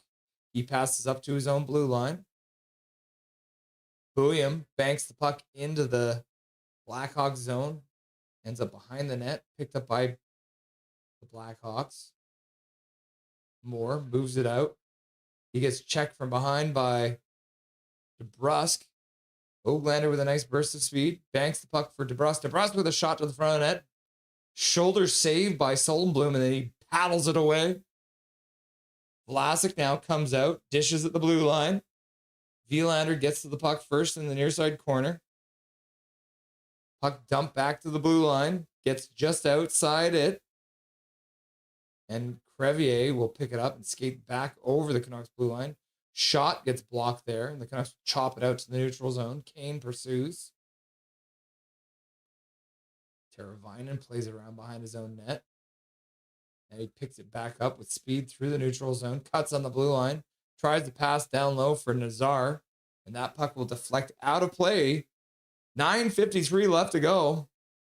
That was a lot of continuous play, but now we have a quick chance for me to show you guys this. So like I said, we got a couple more stats I want to show you because we did all the stats for the season so far, but let's look at the last 21 games. So even in the last 21 games, there is only, look at this, there's only 7 people who have played all 21 games. So that is EP40, Phil Hronik, Jake DeBrusk, Linus Karlsson, Drew O'Connor, Liam Ogren, and Marcus Pettersson. Goals for, the most goals, Evander Kane leads the team in the last 21 games, followed by a 5-way tie with 4 goals. EP40, Phil Hronik, Drew O'Connor, Brock Besser, and Teddy Bluger, all with 4 goals. And then rounding out the top 10 is Jake DeBrusk, Liam Ogren, Tom Vilander, and Max Sasson. So even though Max Sasson has only played 14 games, he's got 2 goals. So nice to see some young guys coming up. But not a lot of goals, obviously. 20 games played for some of these guys, and only 4 goals. When it comes to assists, EP40 with the most assists in the last 21 games. He's got 9. Phil Hronik right behind him with 8. Jake DeBrusk and Linus Karlsson both with 7. And then Brock Besser with 5. Marcus Pettersson, Connor Garland with 4 each. And then how many people have, oh my gosh, look at this. In the last 21 games, we have, what is this? We've got 6 people with 3 assists in the last. And then Kampf is no longer the team, and P.O. Joseph is injured. So points-wise, too, then, it's obvious. It is EP40 and Phil Hronik at the top of the team, the 2 guys who are leading this team right now. 13 points, 12 points. Jake DeBrusk does have 10 points in the last 21 games. And then you got Brock Besser with 9. Linus Karlsson and Evander Kane both with 8. Teddy Bluger and Drew O'Connor with 7. And then Liam Ogren with 6. And then Marcus Pettersson, Drew O'Connor, P.O. Joseph, and Tom Vilander all with 4 points. And this one's another ugly one, guys. Nobody is a positive, right? There is literally no positive player in the last 21 games, by the way. But Brock Besser is a minus 15. Linus Karlsson's a minus 13. Tyler Myers a minus 12. So that's the last 21 games. Just so you guys have kind of an idea of what's happening on this team right now. Chicago wins the ensuing draw. Takes a shot that goes wide.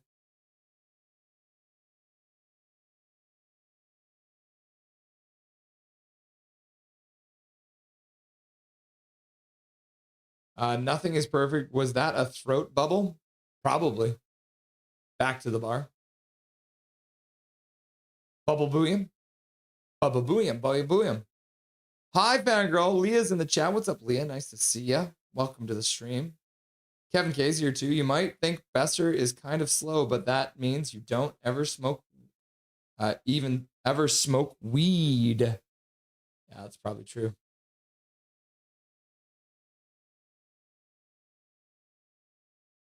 Ooh, a glove save from Tolopilo, and he'll hang on to it for a whistle. You'll love to see it.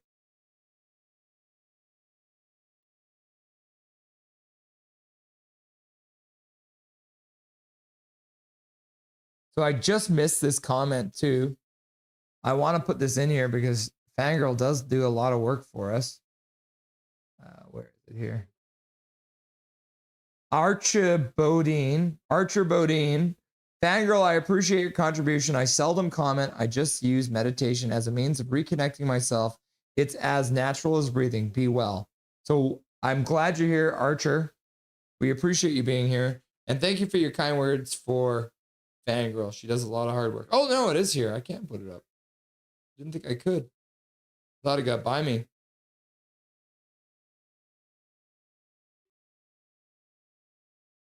Play in the Canucks zone. Shots are now tied. Oh, a shot to the front of the net. Tolopilo makes the save. Rebound cleared to the side by Besser. He'll leave it for Vilander. Canucks will change their forward, so Vilander will hold on to the puck. Russ, check your Instagram DMs. I sent you a pic to share with the people. Oh, Mikheyev into the zone. Oh, and he makes a pass across for Donato. And Tolopilo makes a save. Mikheyev trying to create once again.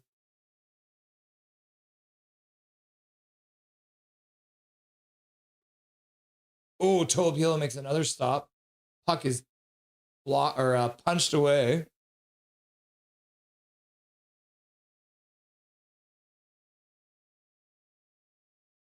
Oh, Fangirl got one of those hockey sticks. Got the Reinhardt hockey stick. Aren't you glad you didn't get the Quinn Hughes one? Fangirl picking up a hockey stick from the local McDonald's. You'd love to see it. Thanks for sending that over.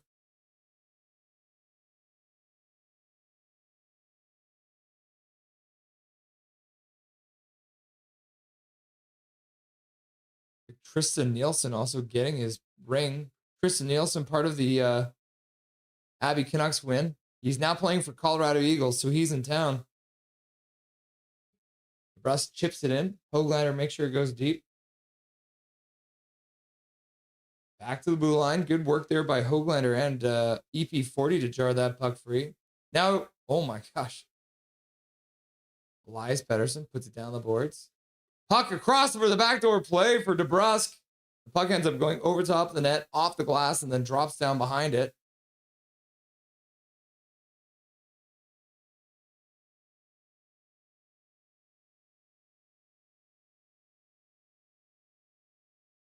Oh, Nazar puts it towards the front of the net, and Tolopilo makes the save and hangs on. Woo!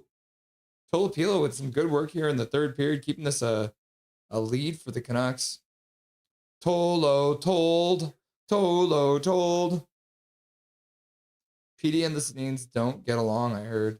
Yes, that's a rumor that we keep on hearing, but I've also heard it's total BS. So believe what you want, I guess. Great save, Tolopilo! And then Cal McKenzie's like, go Canucks go, go Canucks go, go Canucks go, go Canucks go. Trevor Linden.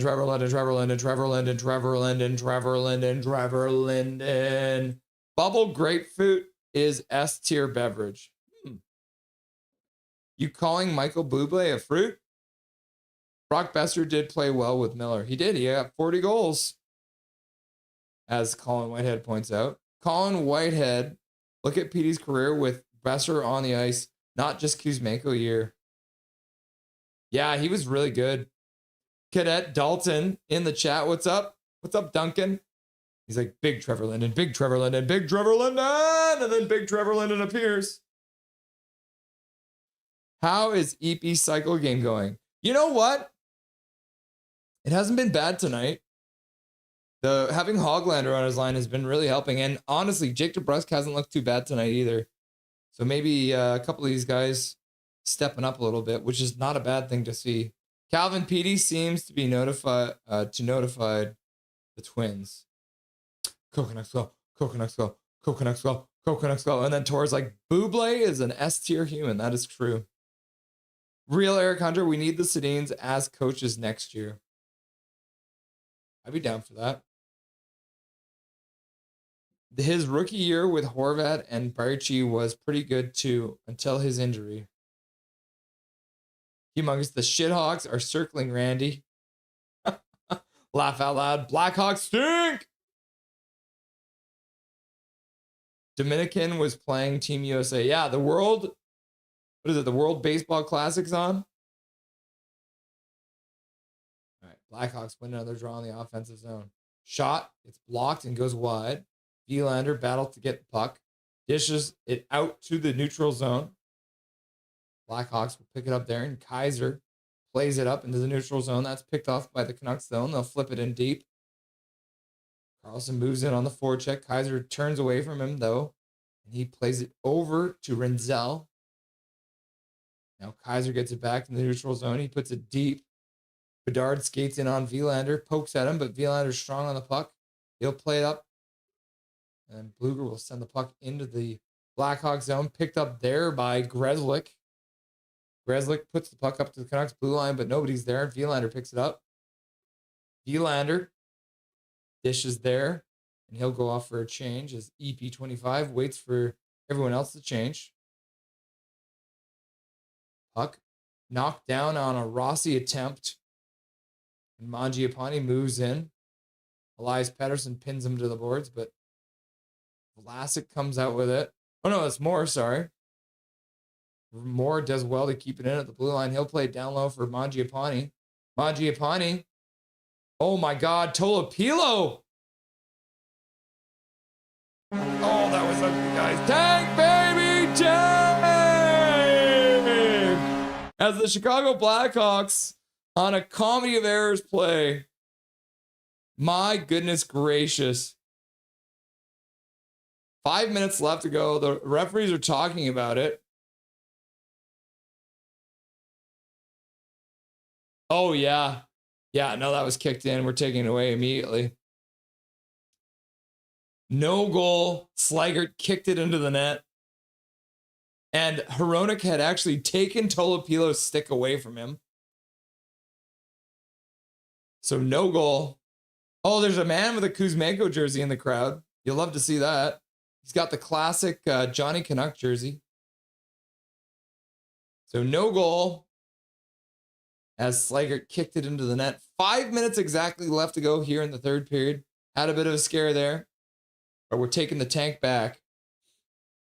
Nothing since Colin Whitehead. Do the Tolopilo! Don't let Foot coach the Canucks. Besser played his best hockey with Miller, not with Petey. Well, it was both of them, wasn't it? They were a line. They were the Lotto line. I agree, CWH, but Petey, Colin Whitehead, played his best hockey with Besser. The Lotto line was awesome, Casket Brain. Kevin K, another way to look at it, Colin Whitehead. No, Petey's best year was Kuzmenko. Tristan Nielsen finally got his ring. Yep. If only Petey had the Sedins. Can you imagine Petey with the Sedins? That'd be great. Petey's 102-point season was with Kuzmenko as line mate, not Besser. Michael Chow, KJ Brazy. Yeah, let's not talk about Petey and the Sedins. Swerve and Irvin, I don't think it's Petey. It's that Petey and the Sedins don't get along. I think it's nobody in the organization has ever been able to understand what motivates him. I think you're talking about Petey, right? I'm not Besser. I'm not saying that Besser is not that good with Petey. I'm not saying Besser is not that good with Petey. Besser and Petey don't care about Besser's 40 goal a year. They want to play good hockey. It's only what I've heard. It's not like I'm believing it, Russ. Face palm from Calvin. Is there a big Dobby? No big Dobby.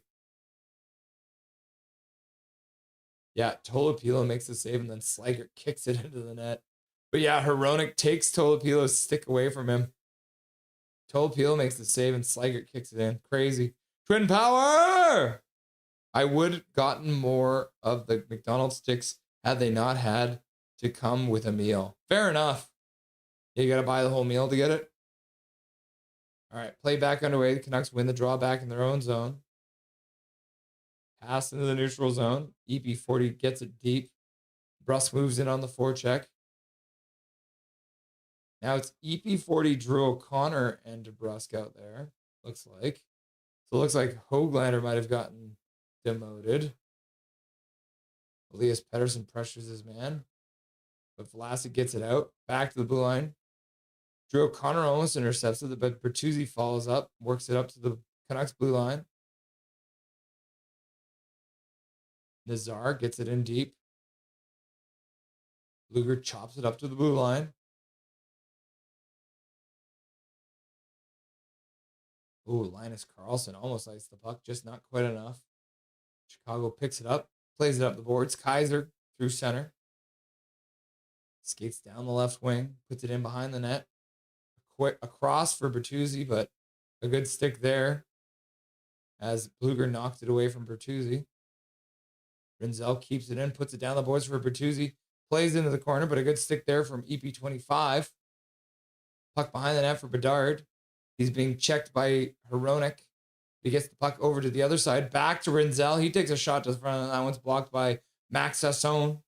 Now Sasson intercepts the puck. He'll bank it off the boards. Good ice, good weight on it too, so no icing. Blackhawks skate out. Bedard turns back and then skates into the neutral zone. Gets the puck, one-touch pass, and he gets pinned to the boards there, and the puck comes free for Hronek. Hronek with a high pass all the way down the ice, and nobody can touch that one. That's going to end up being icing. Hronek ices the puck. He won't be able to change. Ogren couldn't take that pass. The only person who was ever completely on Pettersson's side was Bruce Boudreau. Yep. Is Buble rich enough to buy out the Canucks from the Aqua? No, unfortunately not. Maybe. But I think it would be like $1 billion or something like that at this point, wouldn't it? It would be hundreds of millions of dollars. They worked well in the beginning of their careers, but not in the past few years without Miller with them. Yep. So off the icing call, the Hawks take control, pass up the boards, but it ends up being missed on a one-time attempt, and the puck will go all the way down to the Blackhawks zone. Now they dump it deep in. Tolopilo stops it behind his net, plays around the other side. Puck gets jarred free by the Canucks. Puck back to the blue line. Rinzel keeps it in, but then loses it. Now he'll pass to the side for Vlasic. Now intercepted by Besser. He'll put it into the Blackhawks zone. Rossi watches and waits. Blackhawks put it deep for Vlasic. They'll think about pulling their goalie pretty quick here with just over 2 minutes left to go. We got the O'Connor, DeBrusk, and P line out now. Nazar through center, dumps it into the near side corner. Bedard chops it behind the net, comes all the way around to the other side for Teravainen. Tries to put the puck out front. That one's blocked by EP25. Canucks work it all the way out to the neutral zone and deep into the Blackhawks zone. Now a bank pass up for Teravainen. He does well to take it, but tries to pass the middle, and Drew O'Connor will bank it off the boards and out. EP40 pursues the puck to make sure it gets deep. The Canucks will change with just under 2 minutes left to go. Grzelcyk now at his own blue line, puts it back for Teravainen, who puts it across for Bedard, who rips the puck in. Teravainen moves in. One-touch pass back, and the Canucks will intercept it and throw it towards the Blackhawks zone, but that's going to be an icing call against the Canucks. Learn the rules! Just incredible in the chat. I've been collecting them too. Pulled a McDavid last night. Welcome, Just Incredible. Nice to see you, my dude. Kevin K, I think PD can recover with Besser and Hoglander. Just saying why Besser running second line. I know. And then they changed the lines. It looks like the Blackhawks have called a timeout. They have pulled the goalie too. Yeah, I don't understand. I would like to see Besser, Hoglander, and PD on a line together. That's what I've wanted since the beginning of the year. Since the beginning of the year. Bedard with a snipe for the roof, raising hurrah. Boo, no goal, says Callum. He wants the tank. Nice, Justin. Too bad you won't get him with a meal. You only get him with a meal. PD needs to play driver, has a decent shooting percentage, and Sorty, but Besser and Hoglander aren't those guys. Hoglander can be a bit of a play driver, but who knows? Tank. No goal. All right. 1:39 left to go. Got Sassone out there. Teddy Bluger taking the draw. 6-on-5. They drop the puck and then fake everyone out, so they'll redo it. Oh, they'll do it again. They're waving everyone out. And because it was an icing, Bedard protects the puck and gets it back to the blue line. Sassone with a good stick. Now he chops it down, gets in on the empty net, fires it in there, and the Canucks score. Max Sassone with a great effort to get in and get that puck, knocks it down with one hand on the stick, skates in, and Max Sassone scores a goal. You love to see it. With that speed, gets his 11th goal of the year, and that should do it, sealing the deal as the Canucks take a 5-3 lead. Russ better read my comment, laugh out loud. I don't know if I read it or not.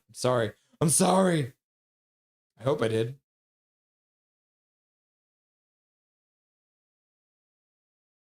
Imagine the Canucks Firefoot PD fans celebrate only for the team to name Sam Hallan as the new head coach. Why would you put that evil in here? Just incredible. Laugh out loud.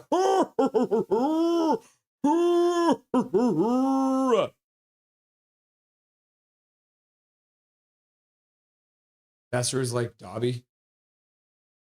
Sleeping all the time. Learn the rules, learn the rules. Zach's like, learn the rules. Cam's like, learn the rules, learn the rules. I'm blind, I'm deaf. I called the timeout. Bang, go, go, go, go, go, go, go, go, go. Coach Rob, go, go, go. Go, go, go, go, go. Sasson. Great play by Sasson. Ooh, another shot at the empty net as the Blackhawks have pulled the goalie once again. And then Eric Hunter showing up with a gifted membership. That one goes out to Garly Goat. Garly Goat, how are you feeling these days? I'm sorry that your favorite player got traded, but guess what? The good news is you got a free gifted membership courtesy of Eric Hunter. So thank you very much, Eric Hunter, for the gifted membership. Going out to Garly Goat. You love to see it. That's why Eric Hunter is in the rafters.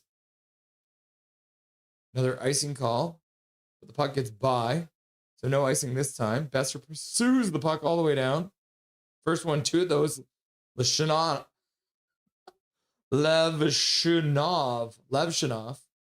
Puck across the zone. 30 seconds left now. Bedard into the corner. Puck out front. Intercepted by Hronek. Puts it over for Rossi. Rossi puts it out. A long flip down the ice. And the Canucks score again on the empty net. 6th goal of the game for the Vancouver Canucks.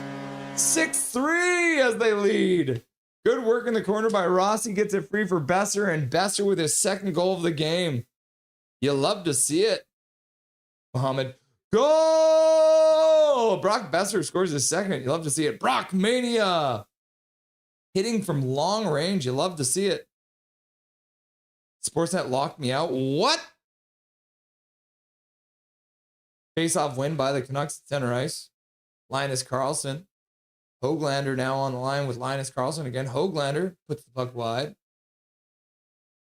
Blackhawks looking at the clock. They were happy just to run the rest of the time off. And then Paragolfer Pro shows up and he drops 5 gifted memberships into the chat. And those ones go out to Matt Winchester. What's up, Chef? Matt Winchester in the chat. You love to see it. Thanks for being here, my dude. Gru, Diggin Durkin, Brian Blingy Choi, and JD69 Billion. Nice. With 5 gifted memberships coming in from Paragolfer Pro. So thank you very much, Paragolfer Pro. I appreciate you. And congratulations to Matt Winchester, Gru Zed, Diggin Durkin, Brian Bringy Choi, and JD69 Billion getting free gifted memberships courtesy of Paragolfer Pro. So thank you very much, Dustin, for your generosity at the end. The Canucks finally get a win, ending their 7-game winless streak in a fat victory. 6-3, 2 empty net goals at the end to make it look more lopsided. 6-3 anti-tank night. Woo, Besser! Show this game to someone who doesn't know hockey and they'll be like, wow, 6 goals. The Canucks must be really good. Yup. Canucks are the spoilers now. Throw away the tank commander mask. Well, I didn't have to wear it for much this game. That's for sure. Go, go, go, go, go, go, go, go. Trevor Linden. Yeah, it's nice not to have to wear the mask. All right, let's get Dustin on the line. This beautiful man showing up and dropping gifted memberships into the chat for the victory.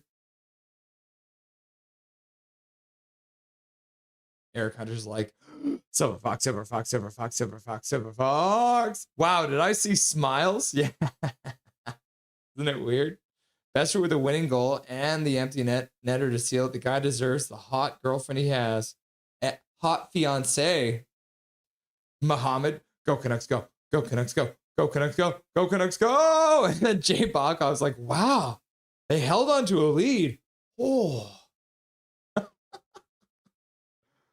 All right. Let's get Dustin on the line.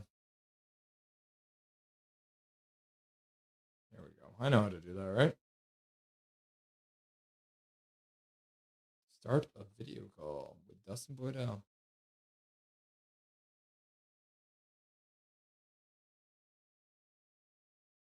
Yep, everything's looking good. All right. Brock Besser, as just mentioned in chat, with a game-winning goal on the power play and an empty netter to seal it really, really good after a beautiful play by Max Sasson. I'm sure Dustin looks happier than he's ever been. Dustin's like, thanks for the 5 gifted memberships, buddy. Hey, you're welcome. It's been a while since we've been able to gift for a win, so I figured I'd show the loyal some appreciation and love. Rebuild's over, right? Yep, rebuild's over. No, I'm kidding. Obviously, Chicago's not a healthy measuring stick by any means, but it's nice to see the guys get a win. It's nice to see Brock Besser continue to get a couple of goals after getting a big one the other night. Max Sasson with a really nice defensive play to break up the dump in pass on the boards and show his wheels to beat the Chicago defender to that puck and bury it in the empty net, which was not an easy shot to bury it in that empty net either. That was a tight angle at full speed, which was really impressive. And so there you go. I mean, even a blind squirrel finds a nut every now and then, as they say, and the Canucks were due for a win at some point. It wasn't like they were playing the worst hockey in the world. They did storm back last game to try and make that one a lot closer. But of course, some nice stuff from the young guys. Nice to see Sasson get one. Nice to see Drew O'Connor continuing to be hot this season. And, we both were rough on him to start the year because to start the year, he looked awful. We were both questioning his contract and things like that. And then we saw a little bit of growth start to happen. He started to, I started to watch him a little closer, saw he was using his speed a little more to get to the outside.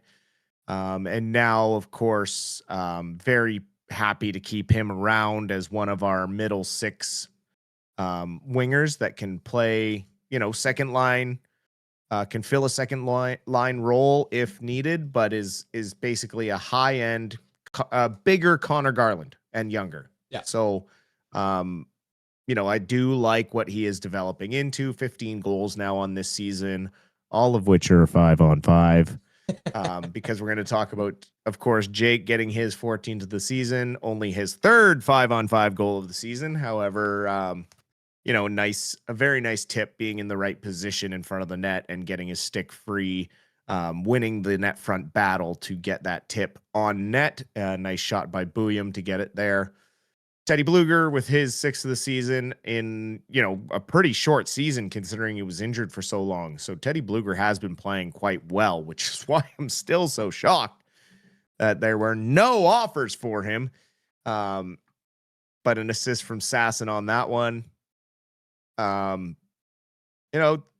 Chicago Storm's back to tie it up in the second period. Late in the second. Just a tough one, though. You don't want to give that up late in the second, and a nice tip in there in front of the net by Nazar to get that one by Tolopilo. Kind of got away from Hronik there on the man-on-man coverage and got free in front of the net. And just was able to be in the right place as well, kind of like the DeBrusque goal, right? But a little prettier than DeBrusque's goal with that tip past Tolopilo. And then, a nice look by Carlson to find Besser there on the power play was looking to get kind of a shot rebound, but it goes up in the air, and Besser, bats that one out of just under chest high, showing his hand-eye coordination, bats the game winner home in old school. Brock, it's nice to see him with a little jump, a smile on his face. Year after year, he's mentioned trade talks at trade deadlines and things. And, I just hope going forward that he has some reassurance that he's going to be part of this rebuild, because I do, as a person, think Brock Besser is fantastic. And I did mention I wish they would have stapled him to Petey after Sherwood was dealt. And that never happened. But that's, of course, comes down to coaching. I've wanted more from him all season long because I do think he's capable of more. But it's just, does Besser have that in him? I don't know if he does under this coach. Maybe under, the proper coach that's going to lead this rebuild, we get a rejuvenated Besser next year. Someone that's willing to play him with Pettersson. It just a nice game all around. The young guys with a couple of oopsies on defense, but other than that, they managed to get the victory. So that's quite nice for a change. Yeah, it feels good to win every once in a while. Exactly, especially when you're 12 points out of ruining your draft odds. You can win one every now and then. Well, it's funny because I was looking at the stat sheet here. So you ended up with Brock Besser, Max Esson, and Jake DeBrusque all with 2 points on the night. Drew O'Connor, EP40, Bluger, Rossi, and Carlson. So quite a widespread. Only 4 forwards not getting a point. Hoglander, Ratu, Kane, and Ogren. I think Ogren had a bit of a rough night too. And then on defense, Marcus Pettersson with 2 points, which you don't expect. Vilander, Hronek, and Buyem. So only 2 defensemen not getting a point. But the reason I was looking at this was because I felt like this was probably one of Rossi's best games so far as a member of the Vancouver Canucks. He only ends up getting the 1 assist, but I think a lot of the play driving was created from Marco Rossi. Did you like what you saw from him? And are you liking the way he's kind of improving now that he's back in the lineup for a couple games? Yeah, absolutely. I think we definitely saw someone who pushed it too soon and couldn't give his best with his lower body injury. And now that he is fully healthy, we're seeing more of that player that, we knew was kind of in there. We had seen and heard about his offensive play driving in Minnesota. Obviously, he does lack that size that you'd like more out of a second line center, because he's going to be playing more of that grinder matchup role going forward. But it is nice to see someone who has that ability to kind of get Besser going a little bit more.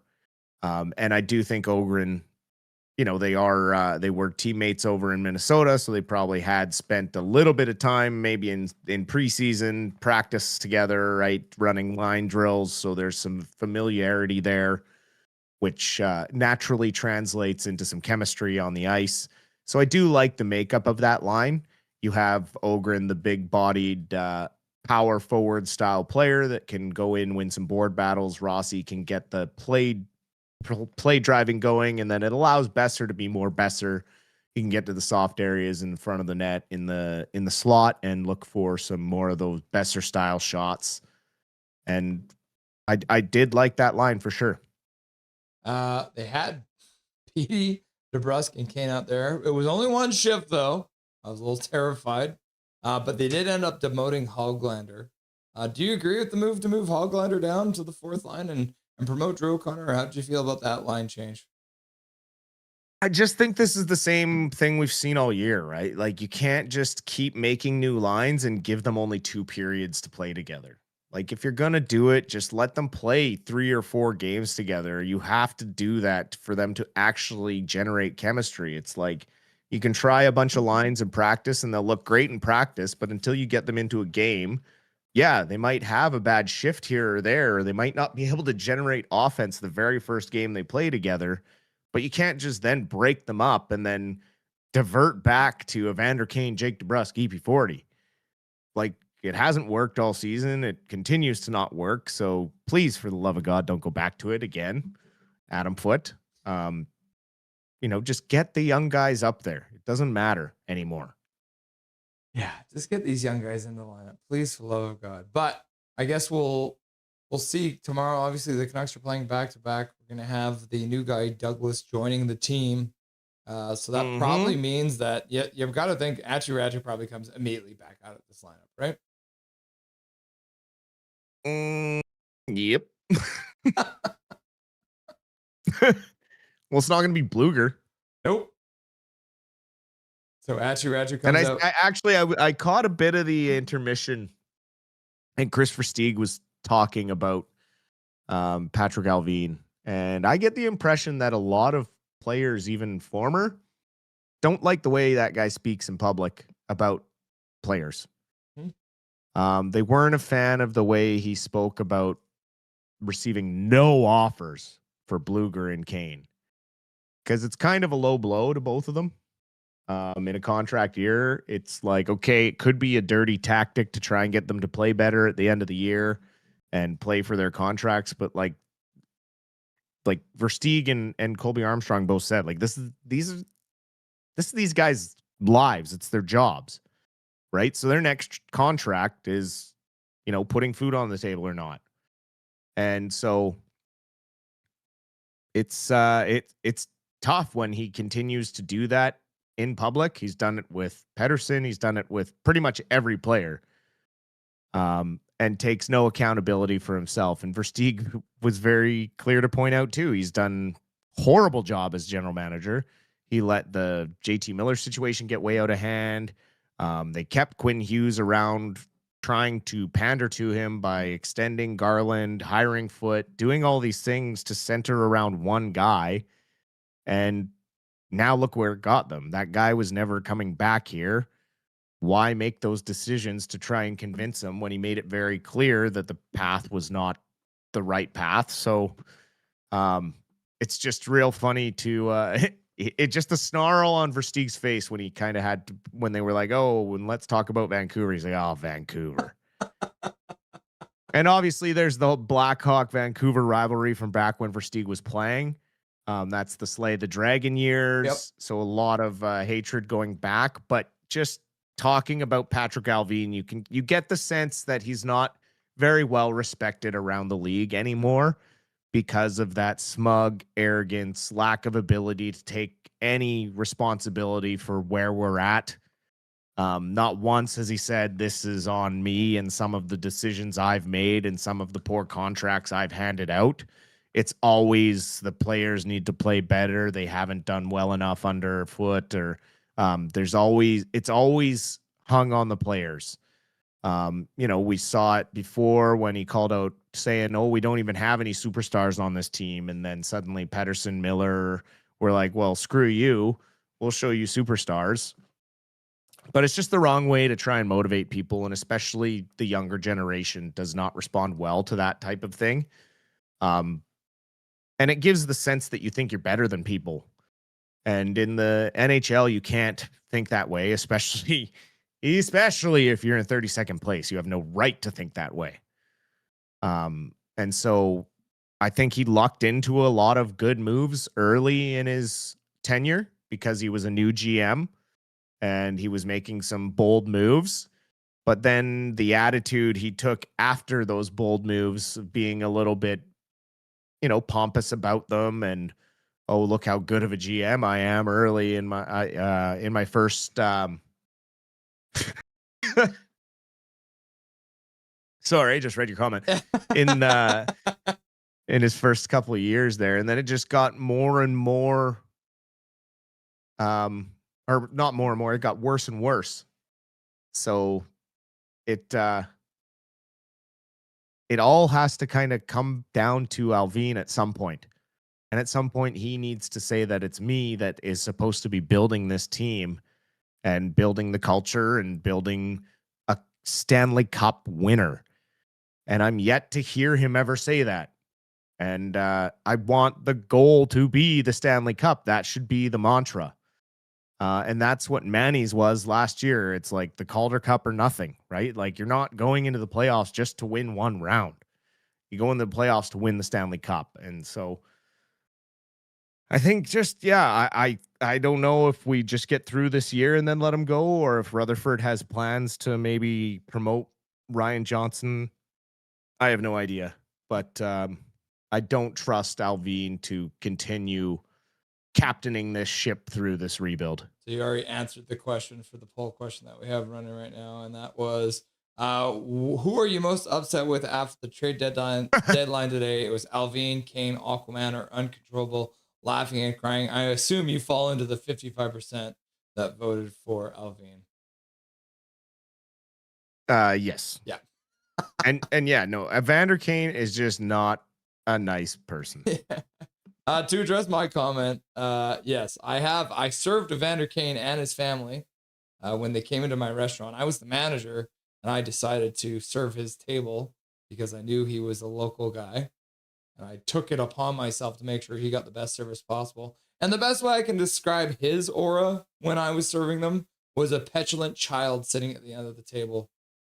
So that's what my experience was with him. His family was lovely. His parents were great. His siblings were there. It was great. And he sat there and was a whiny little bitch the whole time. So that's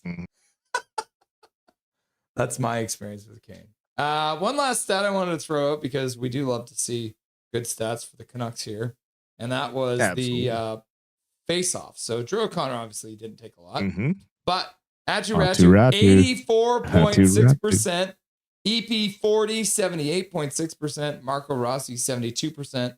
And then Teddy Bluger with the worst face-off percentage right now. I mean, probably as a result, he did probably have the matchup against Bedard, and Bedard's probably one of the only guys who can take face-offs on this team. But it is nice to see some good, solid face-off numbers coming out from these centers, especially Atu Ratu, who continues to have the best face-off percentage on the team, and probably one of the best in the entire league. Atu Ratu hasn't played since, December 8th? And went 11 for 13 in the dot. So, yeah, pretty good night for that kid. Like, that's pretty impressive. Oh, yeah, it's going to be tough to look this one. I'm trying to look up the face-off results, but of course, it's obviously, when you try and do it, it's all these guys who've taken, like, one face-off percentage, and they've got, like, a ridiculous 100% face-off percentage because they've only taken a couple. 3 stars of the game, Dustin. Who are you choosing? For me, I think you got to go Jake DeBrusk, who had a pretty good game other than that defensive gaffe on the Mikheyev goal. Mistakes happen in your own end, but he did get a goal and somehow got an assist on the Brock Besser one. I don't know how that's not Rossi's assist, but yeah, I guess DeBrusk. And then Frank Nazar had a pretty good game. He was buzzing. 3rd star, I have no idea, man. That's a toss-up. Could go either way. You'll be shocked to hear that it was Marcus Pettersson. Wow, out of a Chicago broadcast. I'm impressed. 2 Canucks and 1 Blackhawk. Wow. I thought for sure they'd be like, oh, no, it's Tyler Bertuzzi and Frank Nazar. Yeah. I guess they don't know Marcus Pettersson's and Brock game Besser, well no enough, love, but, hey? Yeah, no. Brock Besser, no love for 2 goals. Ouch. And the game winner. Yep. Usually they love the game winner, but I guess they know Jake DeBrusk enough. And then Marcus Pettersson, they saw him make a dash into the slot and make a good play. And so they like that. So 2 assists for Marcus Pettersson gets him the 3rd star of the game. Absolutely does. Vancouver, no rest for the weary. They're right back at it tomorrow as they will be facing the Winnipeg Jets. Winterpeg. So we will hopefully have our new boy Douglas joining the team tomorrow in Winterpeg because I guess he's out in Toronto right now. What do you expect to see from a Winnipeg Jets team that just declared that they are sellers? No clue, man. Connor Hellerbuck ain't going to be happy. I'll tell you how much for free. I don't know what we see from them tomorrow. It's two teams that are just trying to get to the end of the year. So it might look like a bloody scrimmage. Who knows? Or it might get out of hand and we might get to see the big boy tee someone's teeth out of their face. I don't know. It could go either way. It could be a super high scoring game, or we could be watching like paint dry 0-0, both two teams that have given up. It's real tough to say.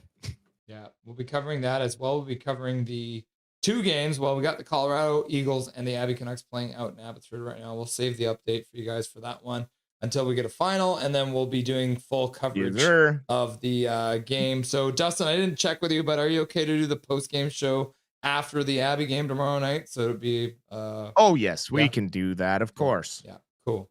Yep. So we will do that. So that's kind of what to look forward to. So doubleheader, Canucks doubleheader tomorrow. So that should be fun. As we don't quite often get, although there was that 1 week, I think we did like 4 doubleheaders in a week or some nonsense. But at any time we got the Canucks, the Vancouver Canucks playing at 4 and the Abbey Canucks playing at 7, we are able to cover them. You just reading chat? Things getting weird in chat, Dustin? Well, I'm just confused with Kane at 1.5 million.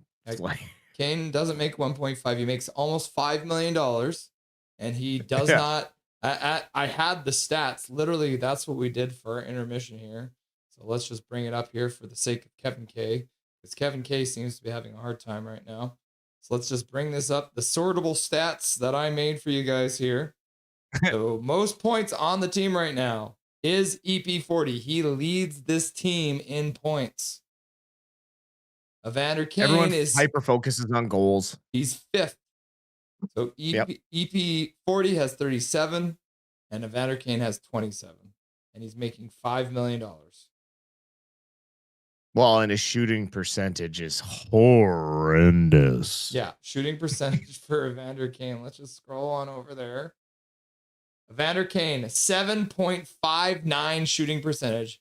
EP40's shooting percentage is double his. Block shots. Evander Kane has had 83 shots of his blocked, and 82 have missed the net. So. Yep. Not to beat and he's still, like, yeah. He's still, for some reason, getting top fucking 6 minutes. Swear jar. Yep. Funny times in chat sometimes. It gets weird out there. Will the Canucks have a 50-point scorer this year? EP40 has 37 points. We've got 20 games left to go now. Maybe. I'm going to go with maybe on that one. Yeah. Dustin, is there anything you want to say to chat before I let you go? Have a great rest of your Friday. We will enjoy your Saturday mornings. We'll see you tomorrow afternoon when the Canucks take on the Jets. And yeah, that's pretty much it. I mean, we were talking to you guys earlier today, so not a lot to catch you up on other than a nice Canucks victory for a change. And I mean, who knows? Maybe they'll make it 2 in a row when they sweep this road trip. Can you imagine? It'd be magical. And we can do it because we're like 12 points in last place. So now we're 10 points in last place. Awesome, Dustin. Enjoy the rest of your night. We'll chat again soon. Absolutely. Dustin Boydell, the Silver Fox, stopping by. You'll love to see it. What an absolute beauty.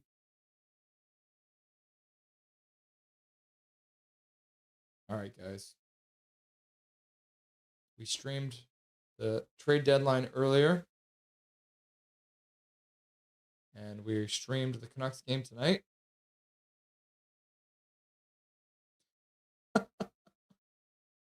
What do you even mean, dude? What do you even mean? I mean, wake up, woke people. What are you even talking about, bro?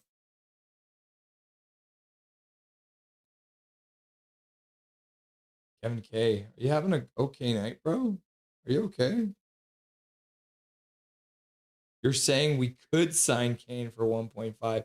If we sign Ken again, I'm going to be fucking chapped, bro. Why the fuck would we want to sign Kane? He is a tire fire. Nobody wanted him. The entire league laughed when we traded for him, and then he didn't get a single offer for him. Yeah. we don't need him. I wouldn't sign him for 750 grand a year. Not in a million years. Not happening. Kane can kick rocks. That's what I'm talking about. Not my bag. I don't want him here. I don't give a shit if he's friends with Kash Patel. And guess what? When it comes down to it, he doesn't play well enough for this team for any amount of money. He's the distraction in the locker room.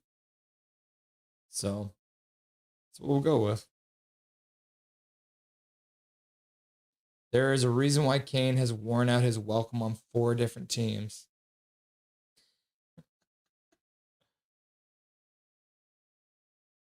Calvin 99 Charlie. Kevin, just face it. No matter what you say, we will always hate Kane. He can donate the rest of his earnings he made from now until the end of time, and he will still be hated.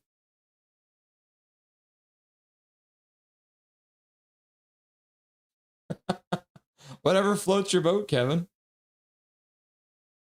I guess he's your type. All right. Okay, guys, we're going to call it there. We've been live for, what is it now? Almost 4 hours, and we were live for 2 hours early. So we've been 6 hours live today, and we're going to be live for 7.5 hours tomorrow. So you got lots of time to spend with me. So, like I mentioned with Dustin, we're going to be live for a double header tomorrow. We're going to be live for the Canucks versus the Jets, and we're going to follow it up by following and doing play-by-play for the Canucks versus the Colorado Eagles. We're going to have Canuckland join us during the Abbey Canucks versus Colorado game. So that'll be lots of fun. Jake the Pancake giving us an update on what's happening in Abbey right now. Looks like they're down 3-1. Hopefully they can come back. Cal McKenzie using the tanks in chat. Gary Wiseman saying peace. Yeah, we'll be live again. 3:30 tomorrow, guys. You don't have to wait long. Less than 24 hours. Kind of a quick turnaround, too. A 5:30 game for the Canucks followed up by a 3:30 game. Oh, my gosh. All right. Let's have a quick finish up of the poll question that we asked Dustin about here. So, the final answers. Who are you most upset with after the deadline today? 56% of you are saying Alvin. 18% are saying Kane. 14% of you are laughing and crying, and then Aquaman gets 12% of the hate. And when it comes to donos tonight, we had Eric Hunter using his monthly membership message to say, I feel like this will be a 5-3 score Canucks game, just a feeling. And you were very close. It ended up being 6-3. So you were very close. Your taint was right. And Muhammad with a $5 dono says, hey, Russell, are you happy with the Canucks ended up doing on trade deadline day? Curious what your thoughts are. And I gave them a 7.5. A 7.5 because we still have Kane. Eric Hunter with a gifted membership. And then Eric Hunter with a $5 dono says, I pray Chicago doesn't score 3 in a row or my taint tickle was right. And then, so you thought they were going to lose. Or did you think they were going to win? KJ Brazy using his monthly membership message say, Russell Sprout, go Canucks, go, wave. And then Calvin 99 Charlie using his monthly membership message. So it's been 11 months for KJ, 14 months for Calvin. Calvin says 1v1 me and Siege 10, laugh out loud. And then Eric Hunter with a gifted membership. And then Dustin Boydell, the Paragolfer Pro, with also 5 gifted memberships. So thank you everyone for using your monthly membership message and for your donos tonight. We appreciate it. We're going to be live tomorrow at 3:30. So until then, everyone, remember, my name is Russell Holiday. This is Nothing is Perfect. And make sure that you make good choices.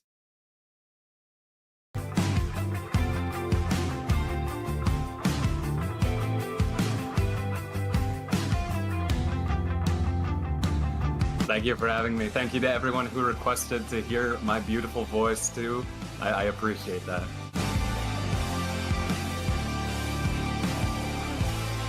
How you doing tonight? Doing good?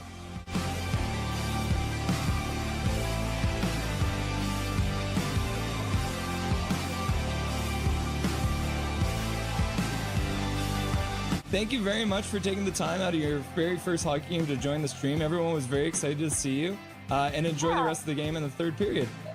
Yeah, thank you so much. Bye-bye, guys.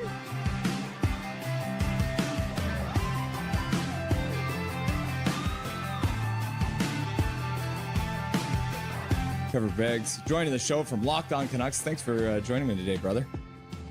My pleasure, Russell. How you doing today, buddy? I'm doing really good. I'm doing really good.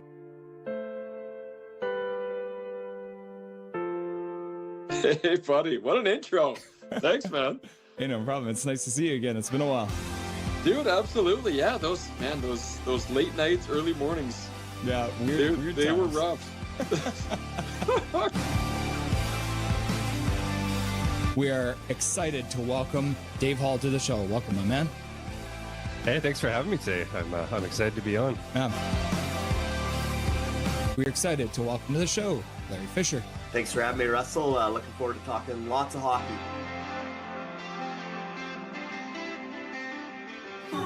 Yeah, look at that. Look at this man. He's wearing his Canucks jersey at a Montreal game. You'll love to see it.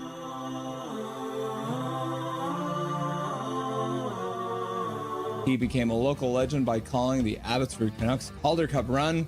We are very happy to welcome Brandon Astle to the show. How's it going, brother? Russell, I'm doing well. Thanks a lot for having me on. I'd like to introduce to Nothing is Perfect, Mr. Zach Nolan. Thank you so much for having me. It's great to have you.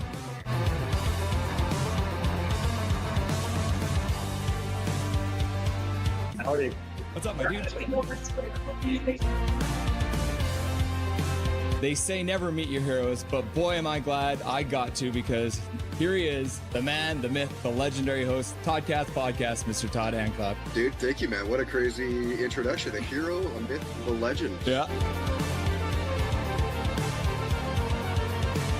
We are pleased to welcome to the show Canuckland. Thanks for having me on. I'm really excited. Passionate, realistic, honest. Rev Trev. Let's go. Let's get some passion going. There's some actual hockey playing.